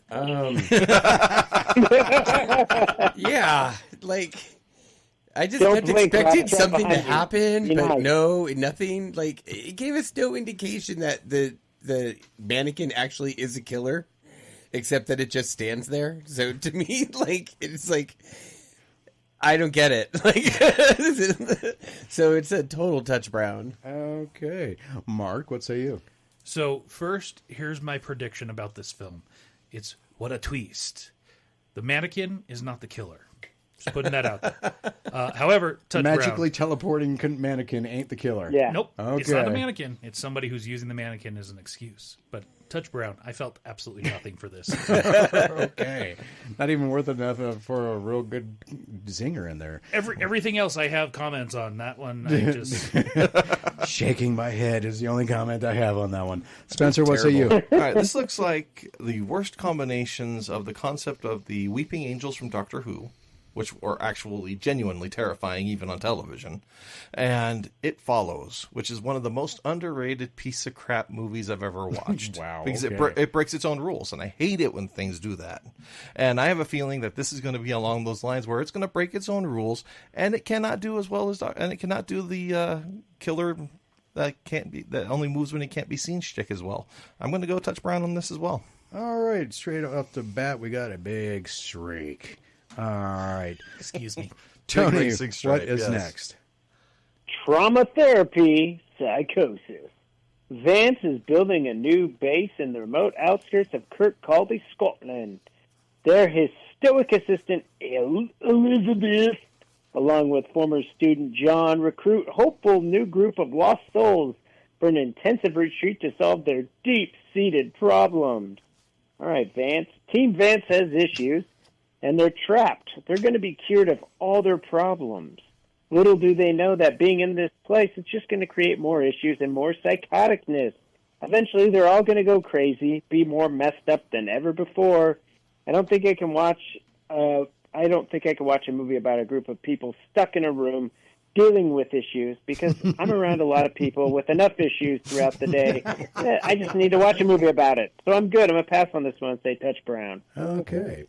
So many things are in this trailer to unpack, from the Squid Game jumpsuits to the One Flew Over the Cuckoo's Nest vibe. Speaking of which, I found the surroundings rather unnerving for some reason. I don't know why. It's just kind of weird, The retreat setting. or just a weird kind of echoey reverb in the rooms, kind of like they're just empty spaces. It was, I don't know why I found that unnerving. Anyway, a group of people with some sort of deep-seated mental trauma are forced to confront their fears, but for this place to know that much about them, they would have had to talk about some of their traumas, so why didn't they just see a regular therapist? I mean, they had to give them exclusive information for them to know these fears in the first place, so it's kind of, isn't that dealing with your problem? Anyway, it's movies like this that make me ask too many of the obvious wrong questions for wrong answers to allow a movie to movie. So I'm going to have to give it a touch brown as well. Spencer, what say you? Well, I just can't take. I cannot take any medical professionals from Scotland seriously. I don't know if he is from Scotland. He's just saying he's going to build something there. Well, yes, I know, but it gives you an excuse to use a bad Scottish accent, and I can't not take. Well, gave that you the chance. excuse to use a bad Scottish accent. Oh, aye. This is more Irish than Scottish. You got to get more Right. angry. Oh, okay. No, Irish, you get more at the front of the tongue. Scottish, you go into the back of the throat. But it's got to be aggressive. Oh, All right. yes, but And we need FCC to get to regulations these, and all. we need to get to these. So Yeah, just touch brown. okay. Well, it doesn't have anything that's really interesting in it. I mean, All right. you have it's the old trope of I make one really bad decision at the beginning, and it just kind of dominoes from there.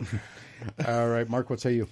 I found myself more interested in watching a video showing on the side. Touch brown.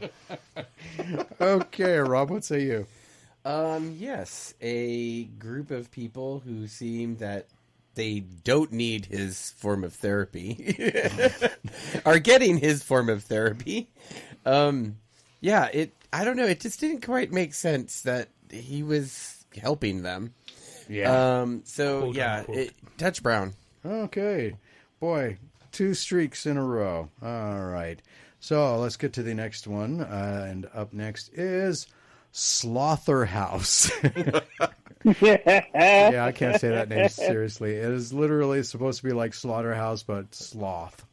Or house, but anyway, she's a senior. Emily Young wants to be elected sorority president. She adopts a cute sloth, thinking it will help her win, but a string of fatalities implicates the sloth. I like how he's implicated. Yeah. Oh boy, where do I begin with this one? The torn shirt. Let's start with the concept. A tree sloth goes on a killing spree.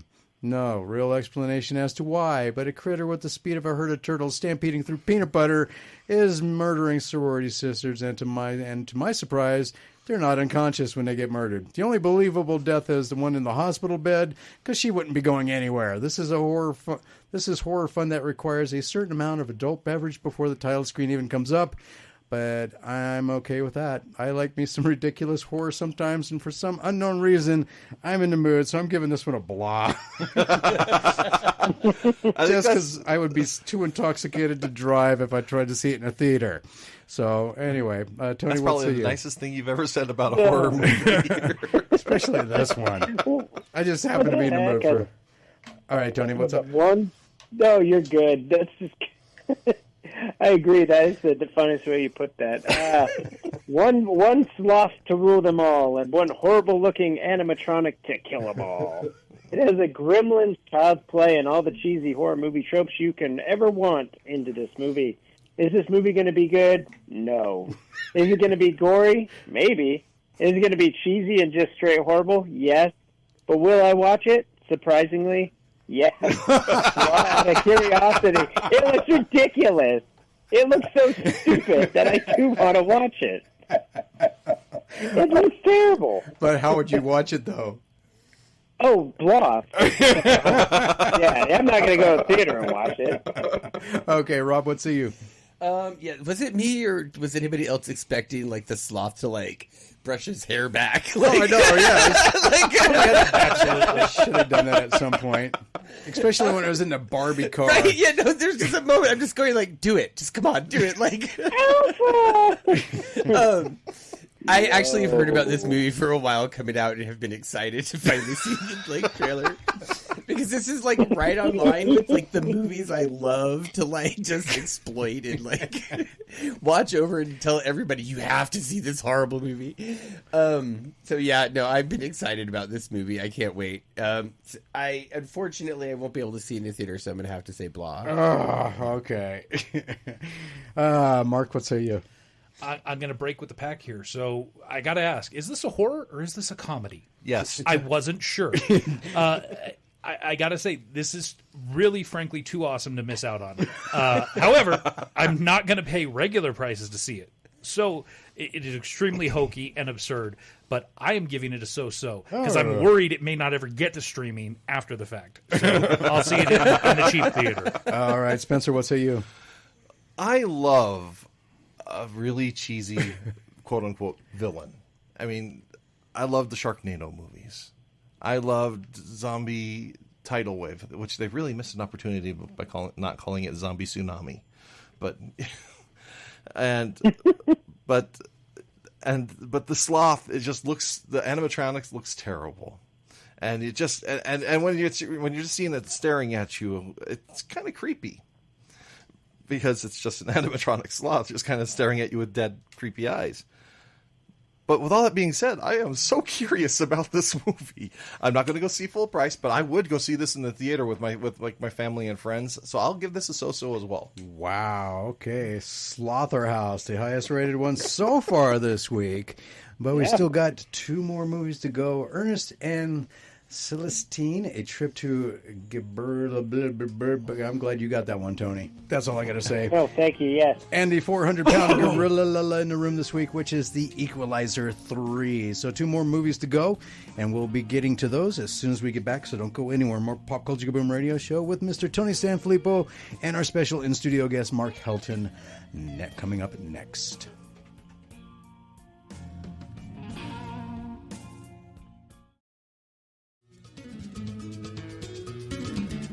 Night Off the Streets is organizing a fundraiser for their mission of providing a warm, safe place for people experiencing homelessness and for establishing a permanent location.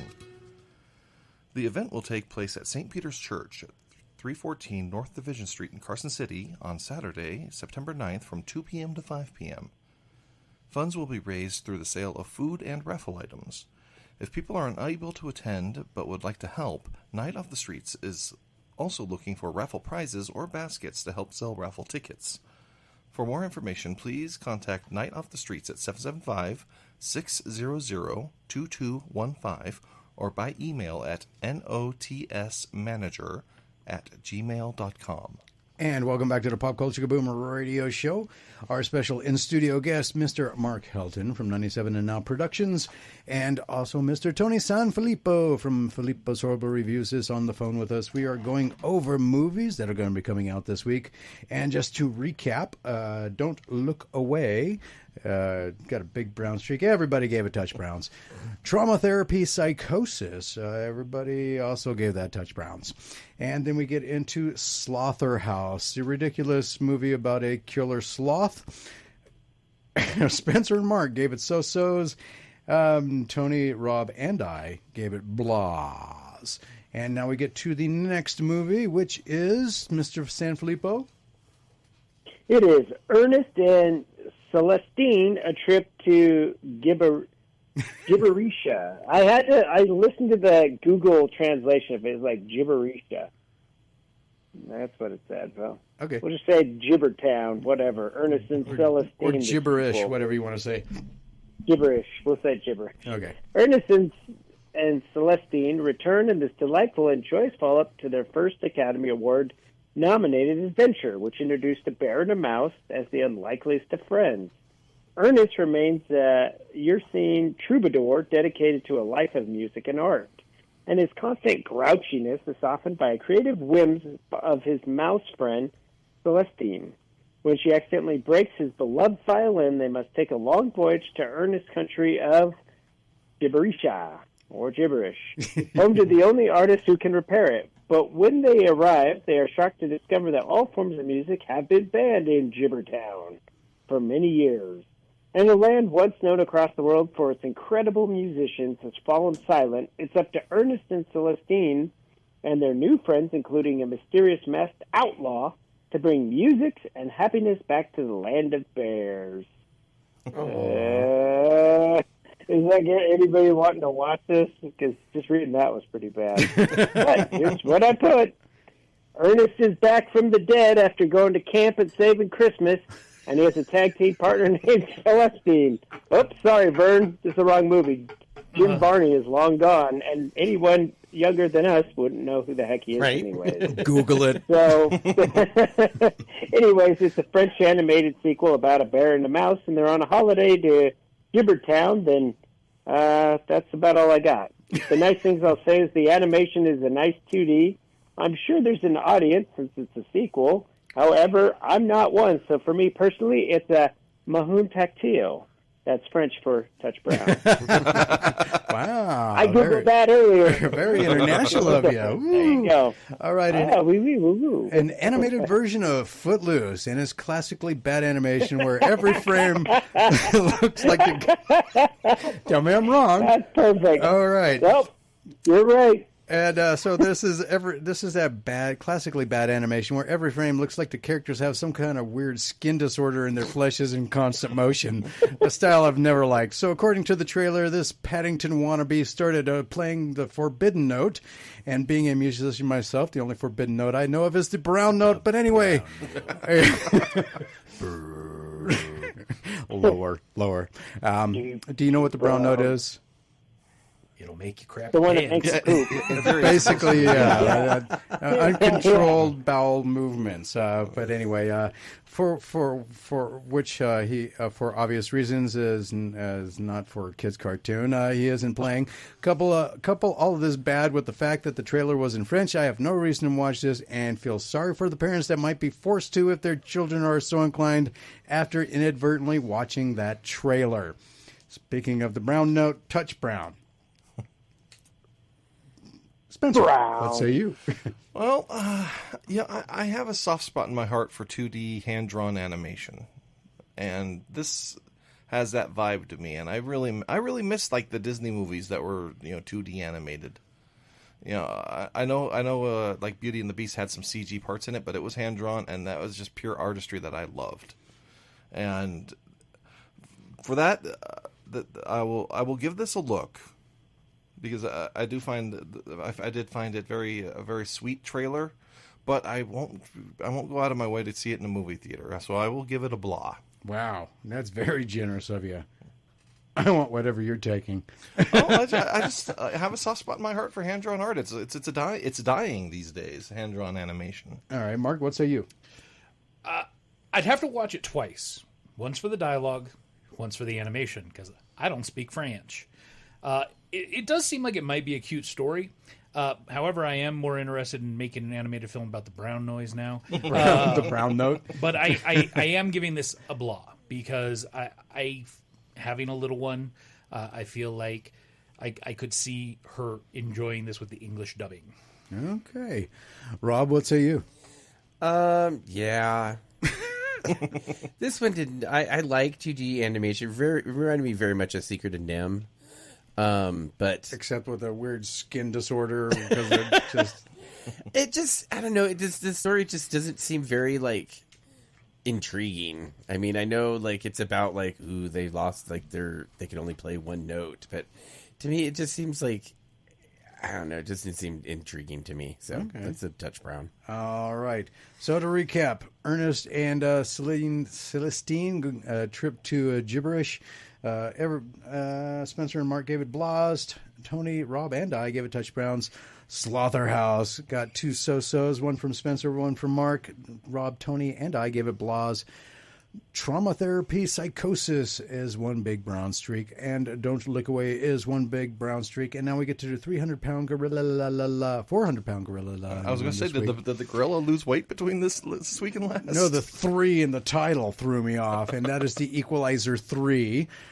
Since giving up his life as a government assassin, Robert McCall has struggled to reconcile the horrific things he's done in the past and finds a strange solace in serving justice on behalf of the oppressed. Finding himself surprisingly at home in southern Italy, he discovers his new friends are under the control of local crime bosses. As events turn deadly, McCall knows what he has to do to become his friend's protector by taking on the Mafia. All right, the character with OCD and an obsession for doing things in a particular time limit is back and taking on the Italian Mafia, literally. He's in Italy and taking on the Mafia. You can't get more on the nose than that. Though I do believe Denzel Washington is one of the best low-key action actors of our time. If you want to go check out the Book of Eli, you'll see what I mean. And generally, 1 and 2 of this series were okay as well. I don't think a third installment was something anyone asked for, so it's filled with interesting but improbable fight scenes. I would watch it, just not in a theater. I'm going to give it a blah. Tony, what say you? Oh, Denzel Washington is back as the Equalizer. It looks action-packed, and hopefully it's an awesome new chapter in what is now a trilogy. The first 2 were fantastic, and I really enjoyed them, so I'm excited. I don't know if I expect it to be as good as the others, but you can always hope that it'll be just as good, if not better, than the sequel. So I'm sure it'll fit in nice somewhere, and like you said, Denzel Washington is definitely a good low-key action star. I'm sure it'll be awesome to go see. So for me, it's a good. I'll definitely go see this. Okay. Rob, what say you? Yes, Denzel's getting the reins back from Queen Latifah. And well, she's on this Equalizer TV show. Oh, that's true. You're right. So she's the same character, but on the TV show. So he's taking it back. I don't know about you, but I kept finding myself yelling things like every time his character spoke. Yes, of course you can, or no, you can't. Like, I don't know, because I like the Equalizer movies. They were fun movies. So I think it would be a so-so. Okay. I have no plans to go see it, but I think if I did, it'd be matinee. All right. Mark, what say you? Having not seen the first 2, I'd be interested. What? Yeah, I haven't seen them. I'd be interested, especially since there is a tie-in to the modern mafia. I love mafia films, Godfather series and Goodfellas and all those. So, to see a modern take might be interesting. But, again, having not seen the first two, I feel like I need to give it a blah because I would want to see those before. And so I might as well wait until it's streaming. Okay, Spencer, what say you? Pardon me. First, what seems like a non sequitur. I hated the new MacGyver show. I loved the old MacGyver show. I have not seen Equalizer 1, nor have I seen Equalizer 2, because I hated the MacGyver show. And here's the logic. I loved the Equalizer show as a kid. I watched that regularly when I was a kid. The Equalizer. I know, I'm weird. Is there any correlation between these Denzel Washington? I'm getting there. No, so, I mean, is it like a series or something? Oh, yeah, it's based off of that original show. Oh, see, that's what I was trying to get to. Yeah, I didn't know that. So I did not know that. Since I was so burned by the MacGyver reboot, I forced myself to not watch the Equalizer movies because I was a fan of the show, of the original show, not the one with Queen Latifah, the original one back in the 80s. That being said, I am a big fan of Denzel, so if it was on streaming and I had nothing else to do and I got around to seeing the other two, I would probably go see it, but I would give it a blah. All right. Huh. I didn't ever knew that. All right, so Equalizer 3, the big 400-pound gorilla in the room this week. It comes down to, Tony, you said a good, right? I say good for that one, yeah. Okay, so Tony gave it a good, Rob gave it a so-so, and Spencer, Mark, and I, all three of us gave it a blah. And the other ones, I'm not going to rehash those again. Does that make Slaughterhouse the best-rated one of the week? No, because Equalizer 3 got a good. Yeah. So. Oh, okay. Close, very close. We were Very doing close, the score of yeah. averages. Yeah, and the score of averages, because there was 2 so-sos for Slaughterhouse, but 1 good and a so-so for... Oh, okay. So that put it over the top. So very close this week, though. Something completely ridiculous. Actually, 2 things completely ridiculous. But anyway, almost got our top builds. All right, so next week, Tony, you won't be able to be with us because you'll be in Arizona with Metallica. I will be at doing Metallica at the time of the show next week, yeah. Okay, so then you should just jump on stage and just get us an interview of James Hetfield right there. There you go. But next week we will be talking about Shadow Island, The Nun 2, Good Boy. A Good Boy, you don't even want to know what that's about. That's basically like a furry. It's a horror movie about a furry, I think. My Animal, which is a completely different movie, just wanted to throw that out there too. And The Inventor. So those are the 5 movies we'll be talking about next week. Mr. Sanfilippo, you have some safe travels. Well, thank you, Mr. Jones. I look forward to it, and I will get those reviews done hopefully soon. All right, and we'll look for the your review of the Metallica concerts from Dallas and Arizona in the near future. They will be, that'll be up there. All right. Thanks for having me, guys. It was a great time as usual, and I'll see you guys in a couple weeks. We'll talk to you in a couple weeks. All right. Absolutely. Good. All right, you have a good night, sir, and we'll talk to you later. Thank you.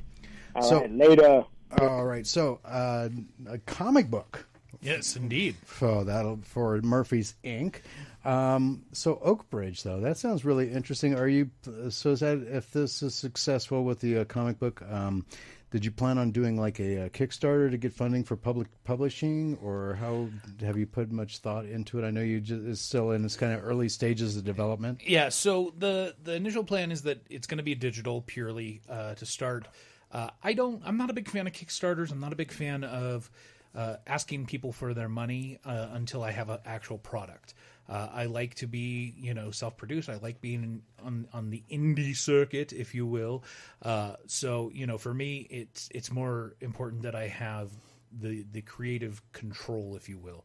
So, I am open to all things. If somebody wants to, hit us up and make a pitch, I'm open to hearing ideas and suggestions. But I think right now we are working with a lot of synergy and moving in a positive direction. Bringing on Pop Culture Kaboom and a lot of the contacts from there, bringing on, working with the guys from Lumpia with a Vengeance. There's just the sky is the limit right now for what we can do with some of the properties that we have. So, animated series in regards to Murphy's Inc. or even a live action series for that matter. I think the show has legs, and I think by the end of season 2, we may have some offers on our plate. Well, I think if you're to go the animated route, I would not. I would keep all of the same voice actors. Oh yeah, absolutely. Because they put their heart and soul into season 1 and season 2, and this would be a great way. There is one part in season 2 I'd have to recast, just because. Was it Spencer? Yeah, that's read my mind. No, Spencer actually does, and I'm excited for you guys to hear his role in season 2, episodes 10 through 13, because he actually does an adequate job. Fantastic. Wow. Fantastic. A fantastically adequate job. All right. Hey, I got all the words out. We just got to put them together. Yeah. All right. So we're getting close to that top of the hour. Just so everybody knows, if you missed any part of tonight's show, it is going to be available as the Pop Culture Kaboom podcast. And you can get it at any of your favorite podcast streaming service, podcast apps, or podcast platforms. So with that being said, though, we got more show coming up, so don't go anywhere. Up next is our big interview with actor, producer, and director Vince Lazano. We're going to be talking about the 20th anniversary of course, Pirates of the Caribbean, The Curse of the Black Pearl, which he was in, as well as his latest thriller, Trauma Therapy Psychosis, which we just all gave touch browns to. So that ought to make that for an interesting conversation. But it's out on September 1st in the theaters. But we'll be right back with our big interview with Mr. Vince Lazano. So don't go anywhere. More Pop Culture Kaboom Radio Show right after this.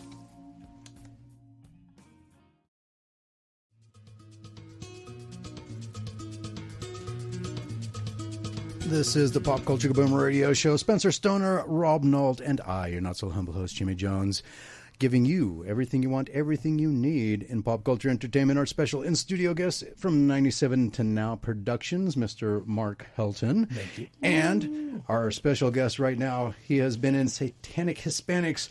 He has also been in the TV shows The Last Ship, as well as doing voice work for Spidey and His Amazing Friends. He is in a new movie that is coming out this Friday, September 1st, called Trauma Therapy Psychosis.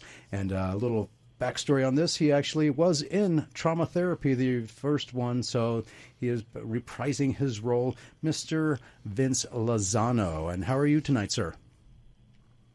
I'm doing fantastic. How about you? I'm doing good. And you were also, I almost forgot, you were also a writer. I didn't add writer in there, but you also were played Jacoby in Pirates of the Caribbean, The Curse of the Black Pearl, the show that launched a franchise off of a Disney park ride. Which is kind of funny if you think about it, because I never thought much about that ride.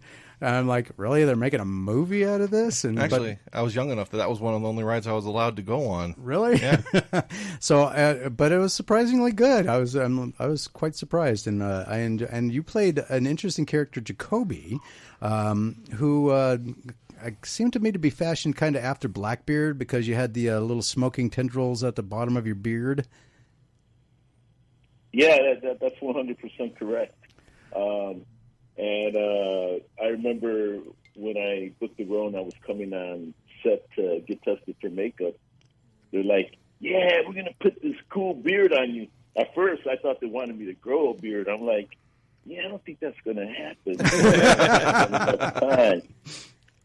then when they said they were going to put it on and glue it, and then it was going to have incense creating the smoke, I was like, all right, this is going to be fun.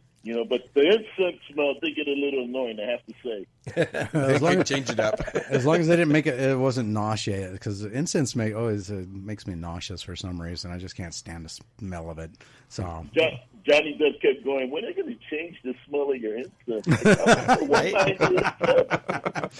Talk So are you a character actor by chance? Did you say, well, if I'm going to be playing a pirate of the Caribbean, I need to vacation in the Bahamas for like a month or two to really get a feel of the character? Yeah, method acting, yeah. Yeah, exactly. I wish I would have done that, but after all, I had zero time.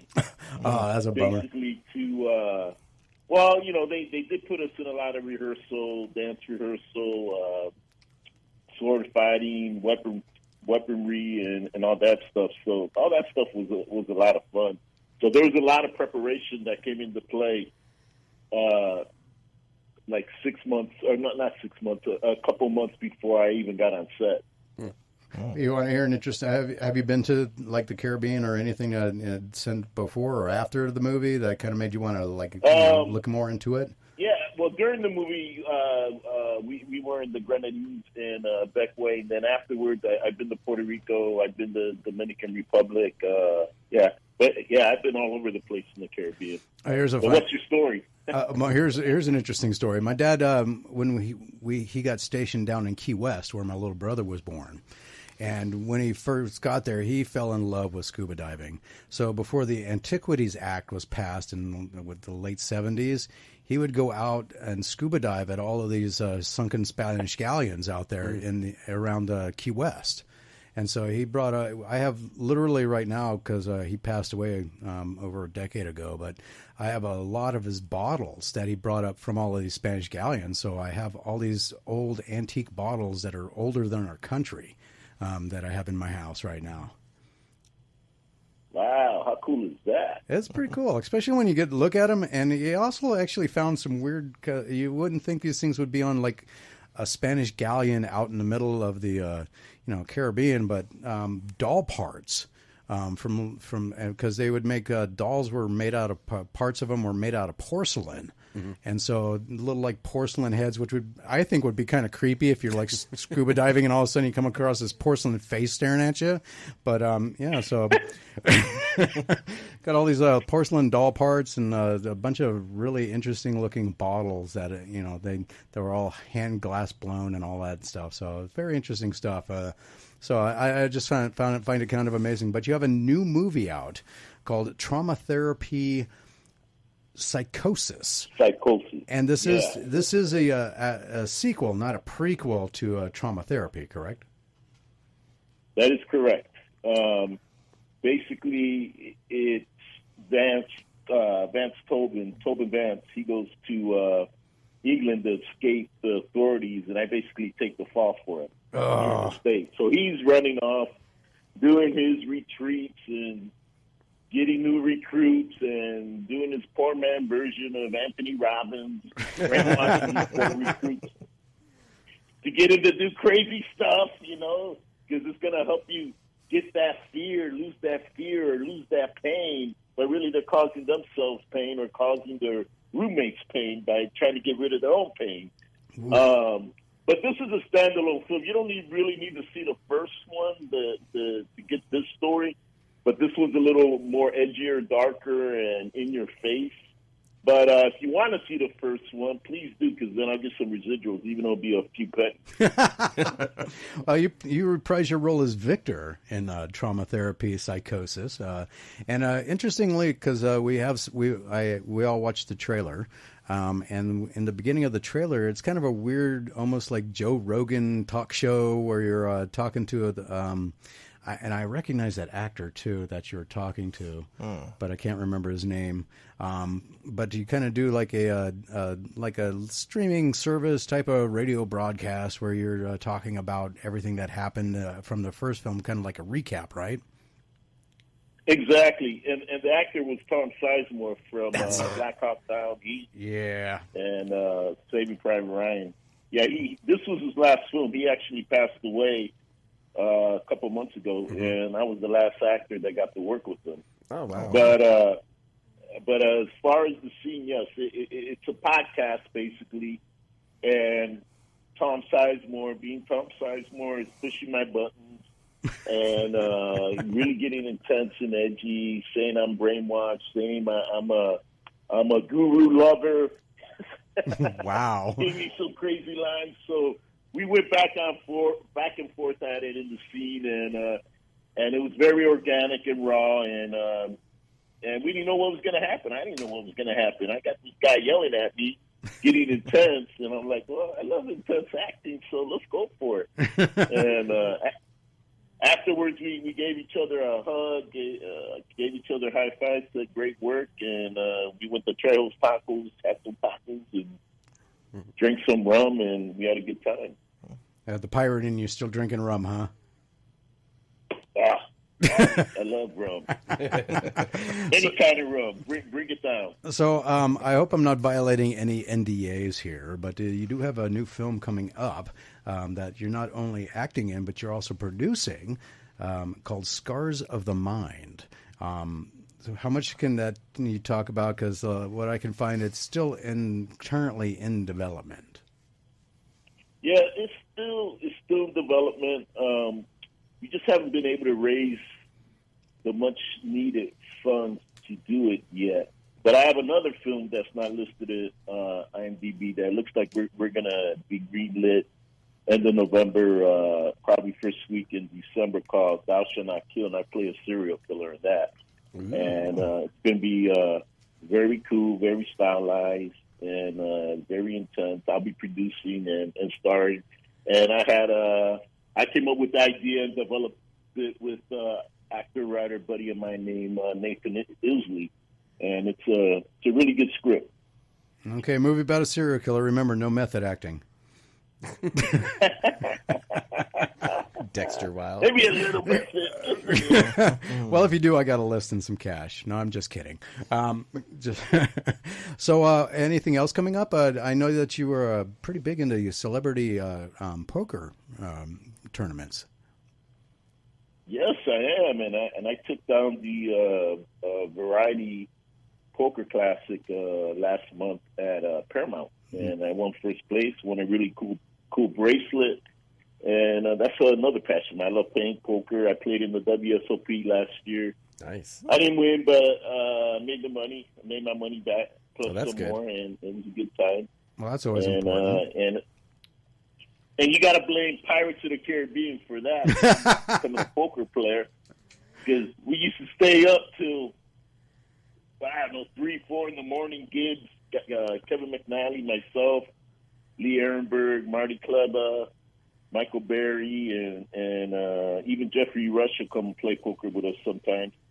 And we'd be drinking rum, and when drinking rum, and the Brits were drinking their beer and wine, and when their beer and wine was gone, hey, Gigi, can we have some of your rum?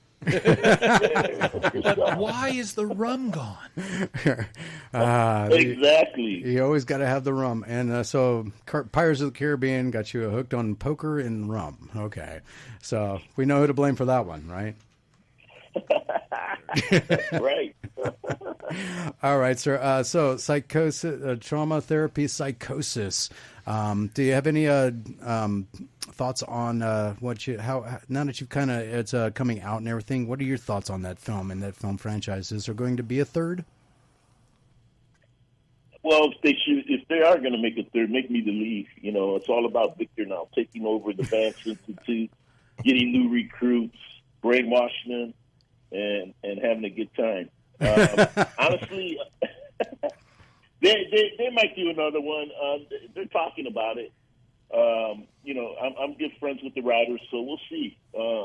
Tom is coming into town Tuesday, and David lives here, so we'll see what happens. All right. That is, I am speaking with Vince Lazano. Do you have a website, sir? Because I was unable to find one. VinceLozano.com, IG, Vince Lozano page, and then Facebook, Vince Lozano page, and then Instagram, Okay. Vince Lozano page. Easy to find me. I'm out there. Well, I found you on Facebook. I just couldn't find you on a website so that I could refer you. But it's VinceLozano.com, correct? Yes, I have to check. I think I still have a website. I haven't looked at it. Oh, yeah. Thank you very much, Mark. He pulled it right up. You can go and check out everything Vince Lazano there, as well as all of his social media links, and so that way you can go and follow him on the Facebook as well. We are following you on the Pop Culture Kaboom Facebook page, so when you post to your page about upcoming events or upcoming movies or anything that you got going on, it will go into Pop Culture Kaboom newsfeed as well. And sir, I appreciate you coming on and talking with me about Trauma Therapy Psychosis, which is in theaters September 1st. We did review it here on the Pop Culture Kaboom radio show as part of our movie segment because it is coming out into theaters this week. I don't think you want to know what the results were for that, though. As long as you gave me a good review. You know what? I know the trailer needed more you. Yeah, it did. Yeah. It really did. But the first part of the trailer where you're in there doing the whole Joe Rogan type of interview on a podcast, that part was good. Right. Then it just kind of fell apart from there. Okay. just kidding. What is with the okay? So it's like a cult like thing because I was wondering what the Squid Game jumpsuits was about. I think it was just it's all about basically conforming, meaning no one's better than anyone, and so no one can wear something Louis Vuitton or Chanel. you know what I mean? So it's just everyone's trying to equal. Keep them all conformed. Yeah, exactly. Everyone's equal, and you can't wear nothing special. Well, that's a bummer. Well, you got to change that for the next one since you're going to be the lead. Exactly. Snazzier, Jim. Snazzier, yeah, snazzier. Got to throw a little bling in there or something, All right, sir. Well, you have a good evening, and thank you for being a part of the Pop Culture Kaboom radio show. And everybody go check out VinceLazano.com, and you can find all of his movies. If you're into watching TV series, he was on The Last Ship, as well as he did voices for Spidey and His Amazing Friends, and he was also in the movie Satanic Hispanics. And also, there was one other big one that you were involved in, but I can't find anymore. I don't know where it disappeared to. That's a bummer. But anyway, sir, thank you very much, and you have a good evening. You too, and thanks for having me. I appreciate it. No problem. All right, so with that, we got a couple of seconds left. Mark, so how are you? Oh, I'm living the dream one day at a time, rocking and rolling, getting the countdown going. Okay, get a countdown. Oh, yeah, that's right. Tomorrow's you have one more big announcement coming up, don't you? We kind of covered it. So. Oh, yeah, with the comic book going on for Murphy's Inc., yeah, which will be on in about 40 minutes here on KNBC 95.1 FM. But with that music, that means it is time for us to take a hard break. So we will be right back with more Pop Culture Kaboom Radio Show right after this.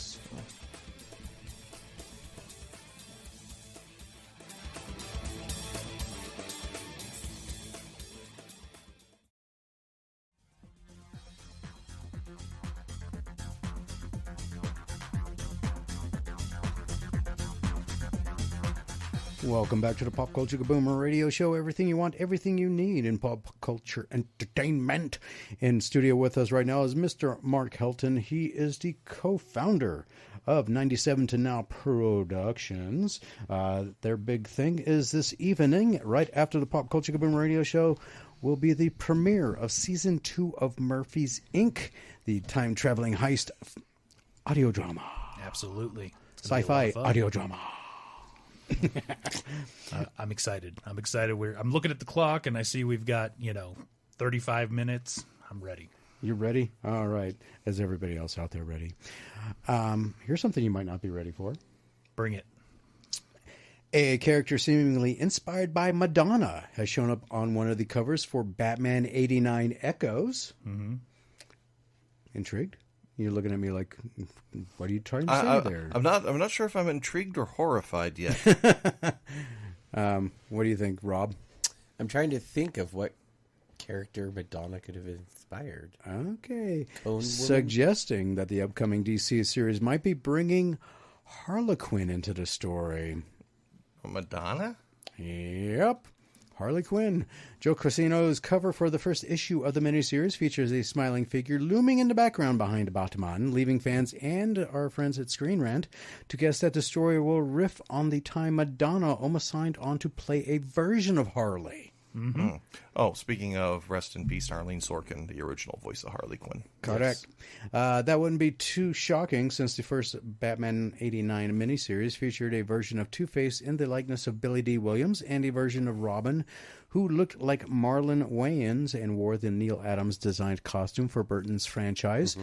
The Madonna connection also comes from an abandoned film she was in talks for, Batman Unchained, which would have been taken place after Batman and Robin, written and set to be directed by Joel Schumacher. The movie that would have taken the franchise in a darker and more realistic direction and would have more firmly connected the Burton and Schumacher movies as a single canon. In Batman Unchained, Batman and Robin would have squared off with Harley Quinn, a.k.a. Madonna, a toy maker who becomes unstable after learning that her father was Jack Napier, the Joker. How it's like the Star Wars universe at this point. It's like everybody's blood related. You know, it's like how... But that like totally retcons her character. It does. Yeah, totally, that yes. too. You know, because no longer is she, hopefully she's no longer, Well, that's what I mean. Like, it'd been really confused, the youngins. Now I'm confused, and her calling him daddy really is more disturbing now. But anyway, Scarecrow would recruit her as his partner and would have made his live-action debut in the film, which was originally set for a 1999 premiere. Batman and Robin made solid money at the box office, but nowhere near what Warner's had been hoping, as it earned almost $100 million less than Batman Forever. As a result, Batman Unchained was scrapped, and Warner Brothers started figuring what our rebooted Batman franchise might look like. Besides Batman 89 Echoes, DC recently announced a miniseries set in the universe of Richard Donner's Superman movies, titled Superman 78, The Metal Curtain.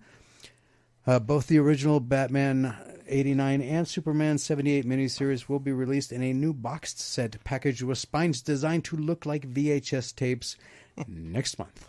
Oh, that's interesting, because actually Richard Donner a few years ago actually wrote a two-part comic book story in Action Comics for Superman. So I wonder if that'll be involved in that graphic novel at all. Who knows? I guess we'll have to wait and find out.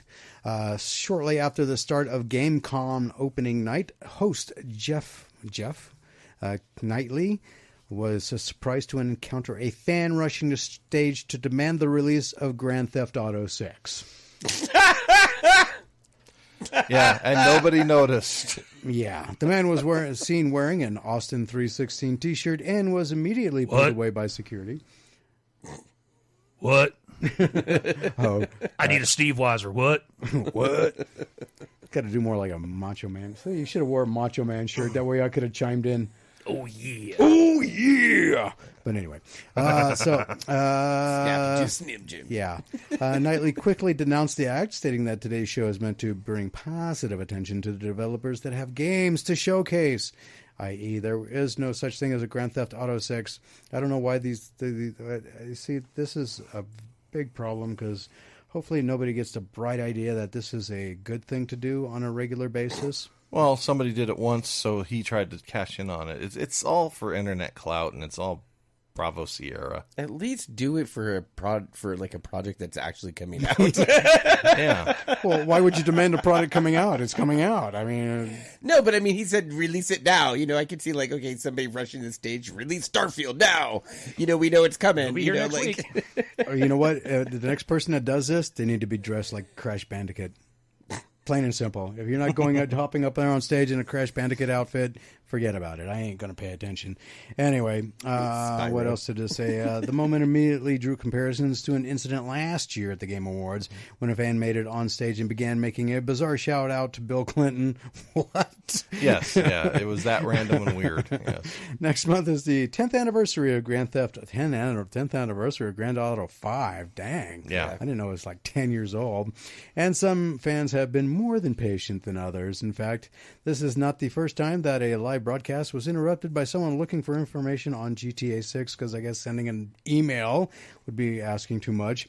Back in 2021, the German game show Schlangenbad Din Star was similarly, I know I mispronounced that. Sorry, everybody. So I'm just making sure Cthulhu didn't get summoned. It did. Out there destroying the parking lot as we speak. Interrupted by a fan demanding to see the game's release on social media, some have speculated that this might actually be the same person that interrupted Gamescom opening night live, which is also airing in Germany as of this writing. Comicbook.com cannot confirm whether this is the same person or just someone else that's having a hard time waiting for GTA 6. No patience. Any opinion on that, Mark? So I am a huge fan of the GTA series, going all the way back even to 1, where you're pretty much just in a car.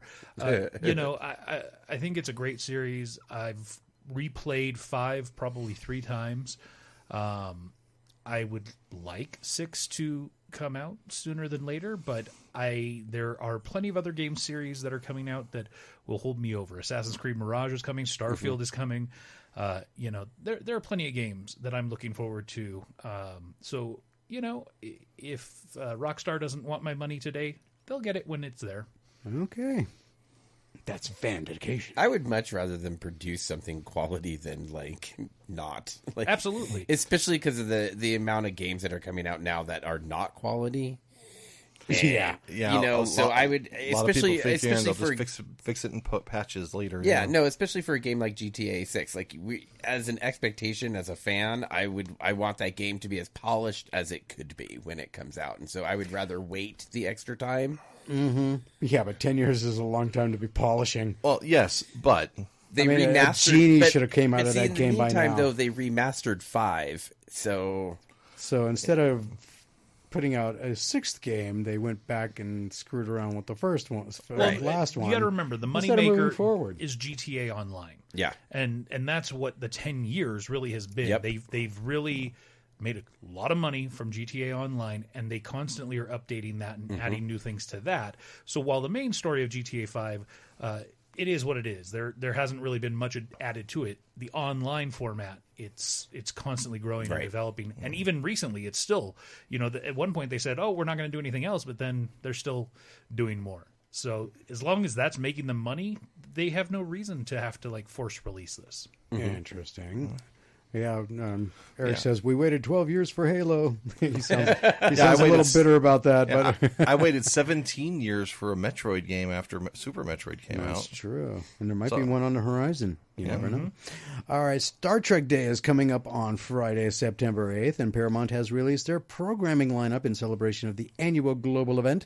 This year, Paramount Plus, CBS Television Network, CBS Studios, and fans around the world will mark the day with a wide variety of programming and initiatives, including special Star Trek Lower Decks screenings in anticipation of the upcoming 4th season special airing of Star Trek Strange New Worlds on CBS, and more to honor the 57th anniversary of the debut of Star Trek in 1966 on September 8th.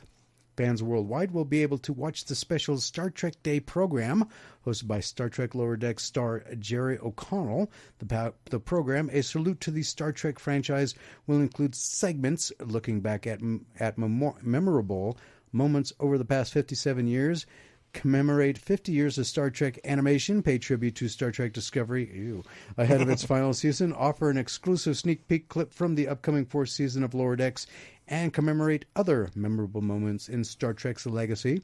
The special will be available to watch for free globally at StarTrek.com/day, YouTube, Paramount Plus in Star Trek official pages, Twitch at Paramount Plus, and Facebook at Star Trek on P+, and at Star Trek. In the U.S., the special will be available to stream on Paramount Plus, Pluto TV, Paramount Plus Pix, Star Trek, More Star Trek, and Pluto TV Sci-Fi channels, and mixable, and will air on select local CBS affiliates, Comedy Central, Paramount Network, Pop TV, Fave TV, and Smithsonian.com.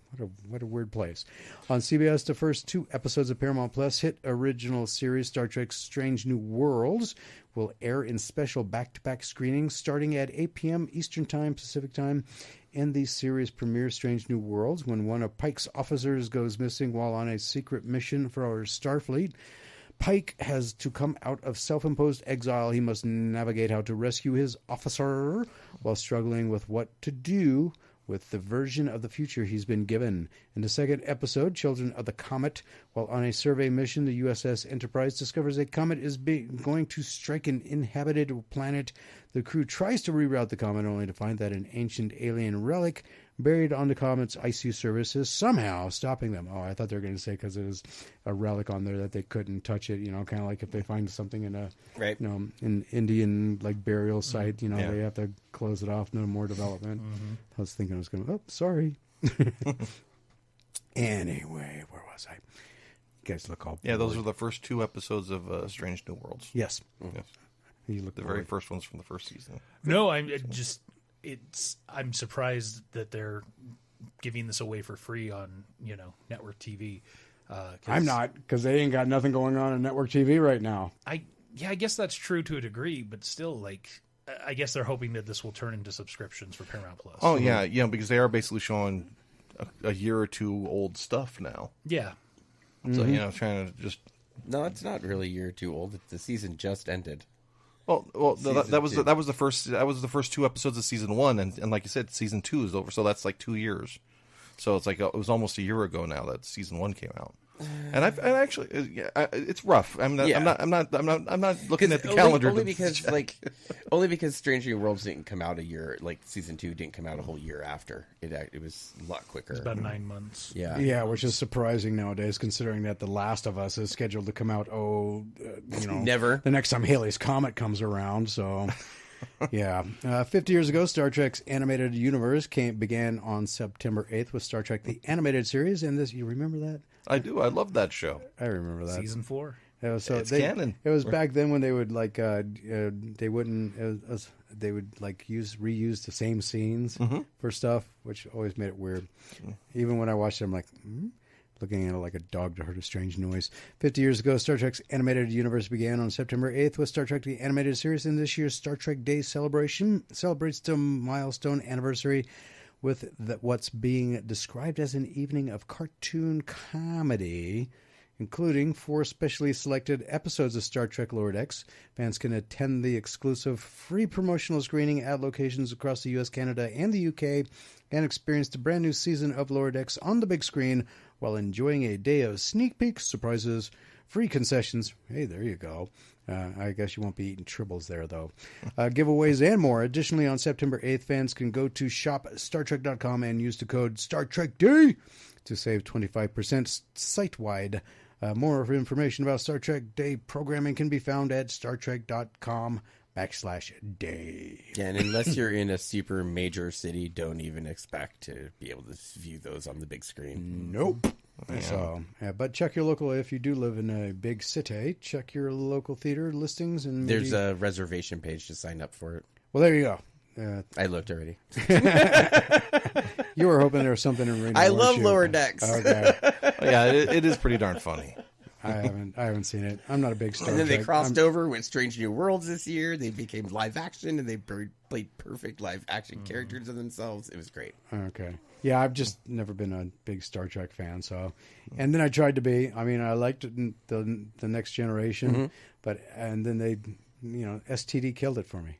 And then after that, it's all been STD killed it for me. Yeah, I do. And then after that, I'm still not a fan. I'm still not a fan of STD, but I really like Strange New Worlds, and Lower Decks is just funnier than. I just love that the animated version of Riker they brought in. Yes. Well, so how can Riker be involved with it in Star Trek if Lower Decks and Strange New Worlds time is set travel in the past? Mm-hmm. Time travel. The people from Lower Decks time traveled back to the Pike's Enterprise. They found a portal. It's very complicated. I mean, we've seen this, right? I mean, if you remember Star Trek Deep is Space just, Nine, they went back to the original series. Yeah, more trouble with triples. Yeah. Hey, time now. Unfortunately, that's why I didn't watch Voyager, though. By the way, I loved Voyager. Oh my god! Yeah, unfortunately, time travel is a trope that Star Trek goes to a lot. For better or for worse, they go to it a lot. All right. Well, it is now time for a hard break. When we get back, there's more show and more time for your phone calls. If you'd like, 775-515-4141. That number is good from anywhere in the world. If you're intrigued about Star Trek Day, you want to know more about Murphy's Inc. Season 2, which will be coming up in 20 minutes. Don't go anywhere. More Pop Culture Kaboom Radio Show right after this.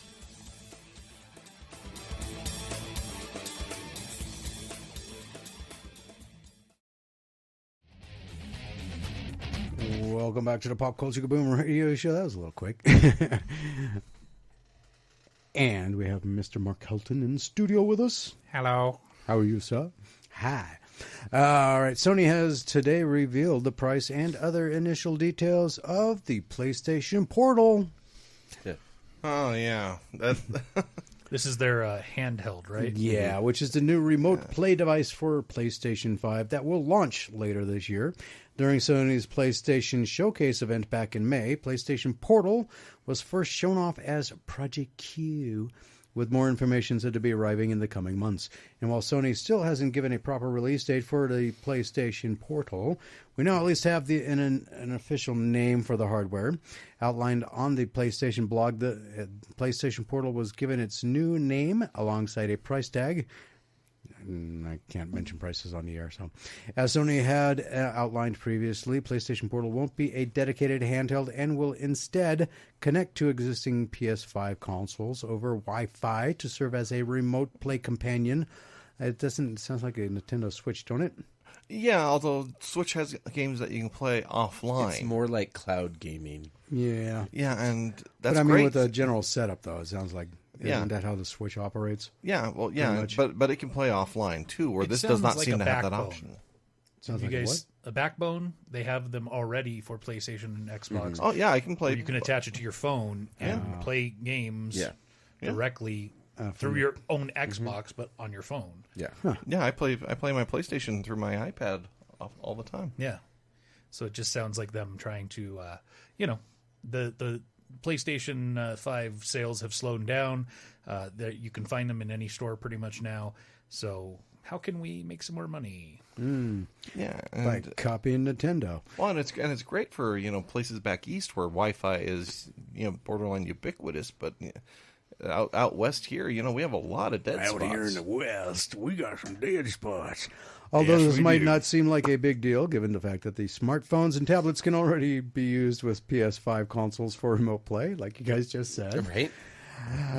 PlayStation Portal's biggest selling point is the LCD screen and DualSense controllers that it boasts. Additionally, Sony stressed that the Portal is capable of running games at 180p resolution at 60 frames per second frame rates, which means that it should provide a quality gaming experience. Currently, a proper release date for Sony's Portal has yet to be shared, but Sony says it will share more information on this front soon with pre-orders when pre-orders become available. Of course. Sounds like a Touch Brown trailer. All the way around. I don't know. I keep wanting my screen to get bigger, not smaller for my games. Yeah. Us older folks need a bigger screen. Speaking of older folks, the Atari 2600. Oh, I have one of those. I miss my Atari 2600. You're in luck. The Atari 2600 Plus has been revealed and is described as a modern-day faithful recreation of the classic console. Does it even have the cheap wood paneling? I don't know. It doesn't have a picture here. Atari was launched 46 years ago in 1977, and it was one of the first major modern home video game consoles. After Pong. Aren't they the ones who brought Pong? I had Pong too. I still have my Pong. Yeah, didn't Atari do the Pong thing? Yeah. Jeez, really? Yeah. Wow. Yeah, those things were huge. The Atari 2600 Plus comes with Atari and published Palladium and comes with 10 of Atari's most famous games loaded onto one cartridge, including Adventure and Missile Command. You will also be able to play in an Atari 2600 or 7800 game cartridges. So if you've got any of those packed away in the basement or attic, it's time to bust them out. The console was designed using modern technology and includes the system's iconic CX40 joystick built with the same size and layout. The Atari... Sorry, I missed that controller. It was so bad. Yeah. The Atari 2600 Plus launches on November 17th, 2023, and pre-orders are available now. The console will also have 10 games included: Adventure, Combat, Dodge'em, Haunted House, Maze Craze, Missile Command, Real Sports, Volleyball, Surround, Video Pinball, Yar's Revenge, Palladian, and Atari will also be launching a bundle that comes with this CX30 paddle controller and a 4-game bundle. The games included in this bundle include Breakout, Canyon Bomber, Night Driver, and Video Olympics. What's more, Atari will sell a CX400 standalone joystick. Finally, Atari will offer Berserker Enhanced Edition and Mr. Run and Jump 2600. No word on if they're going to be revamping E.T. It's a deal breaker for me. There's no Pitfall. No, I know, right? That was the only game worth playing that thing on. Quite honestly. Oh, I loved Missile Command though. I was great at Missile Command. Wasn't that the? Oh, yeah, I remember that game, but I thought there was an arcade version of that game. Oh yeah, there was. Off of.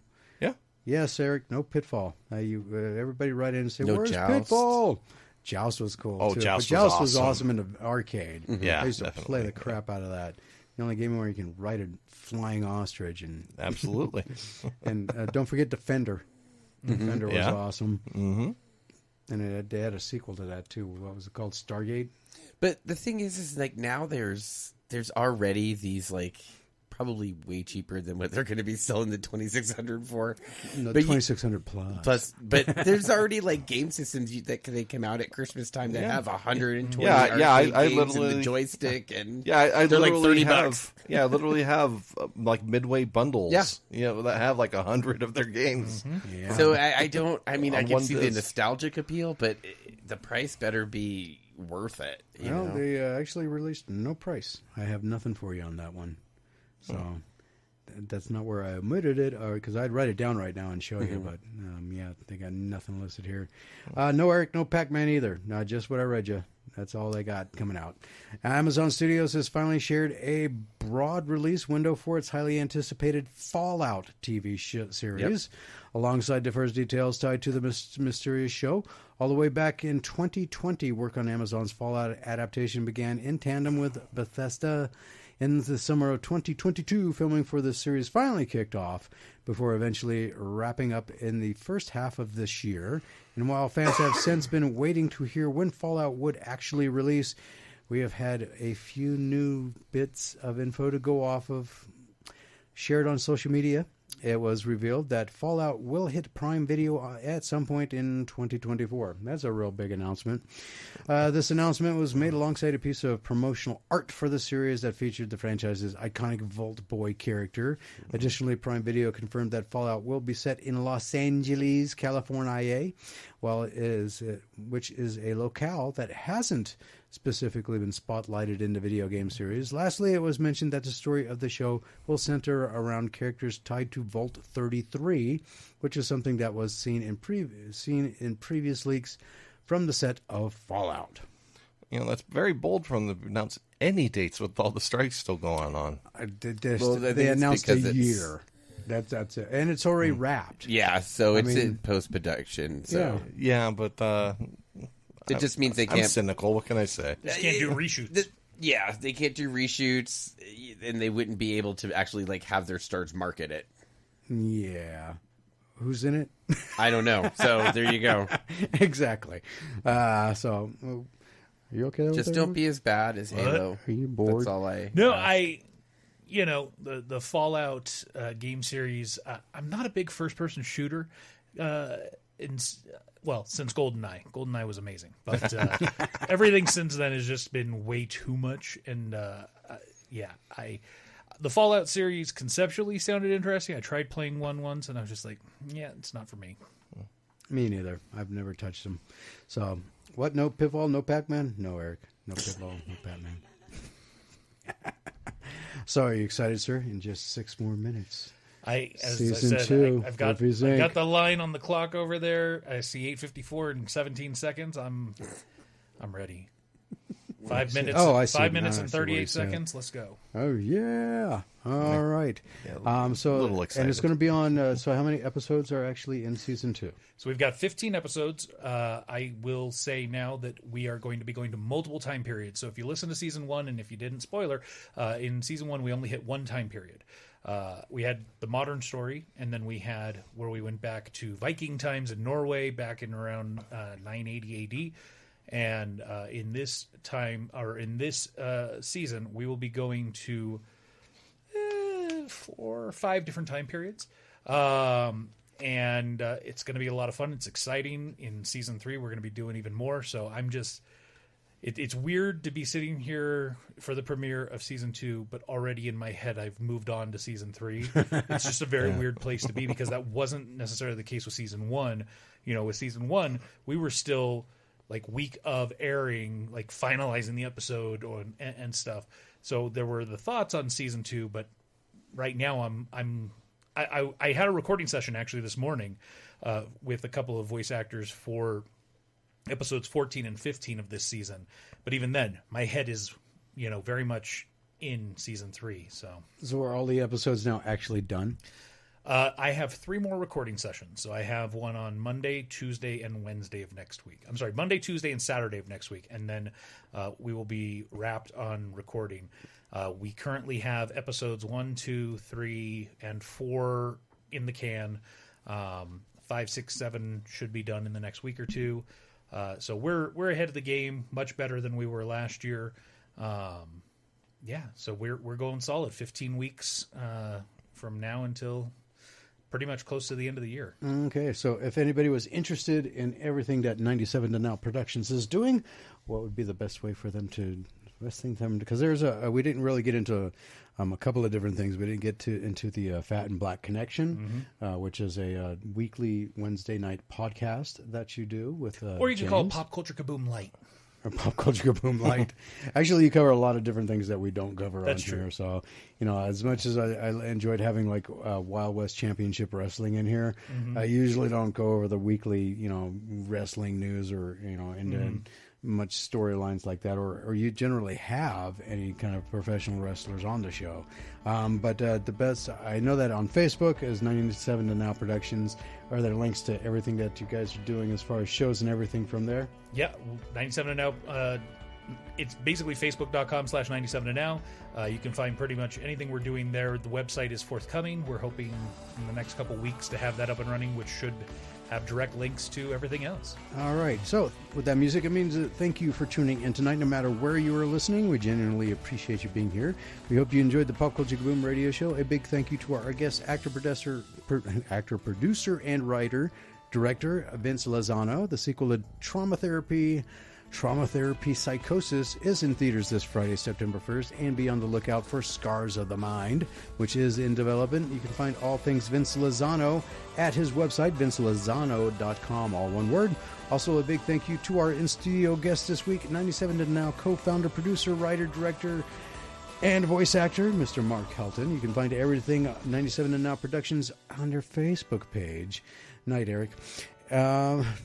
Which we've been following, and we repost as well. So you can go to 97 to Now Productions, all one word, onto Facebook, or just follow Pop Culture Boom. When they post, we repost into our newsfeed. Next week, Sunday, September 3rd, our special guest will be the COO of Action Fiction Games, Jaron Johnson, and composer Reed Reimer, to talk about Action Fiction Games' latest tabletop role-playing game, Cthulhu Dreamt. We'll be talking with Jaron Johnson and Reed Reimer about the game mechanics of Cthulhu Dreamt, composing the music that inspired the game, and how you still have time to get in on the ground level of Cthulhu Dreamt Kickstarter. We'll also be talking with the owner of Coffee Time Comics, comic book creator and writer John Crathy. We'll be talking with John Crathy about Coffee Time Comics' latest Kickstarter for the Grindhouse action hardboiled suspense comic book Home Free, and how you can get Home Free's first 4 issues and more. Thank you for your continued support, and please continue supporting Pop Culture Kaboom by listening to Pop Culture Kaboom Radio Show and Pop Culture Kaboom Podcast, produced by 97 Now Productions. And not only get this episode, but also previous episodes and some bonus material that'll be coming up as well. Also give a like and follow to Pop Culture Kaboom on Facebook for everything you want, everything you need from Pop Culture Entertainment Daily. And subscribe to the Pop Culture Kaboom YouTube channel for video interviews for events we have and will be attending. On behalf of our guests, Vince Lazano and Mark Helton, Tony Sanfilippo, Filippo's Horrible Reviews, KNBC 97.5 FM, Spencer, Rob, and I, thank you. Have a great week, and we will be talking with you again right here live next Sunday, 6 to 9 p.m. Until then, be safe, stay healthy, and peace out, Wabbits.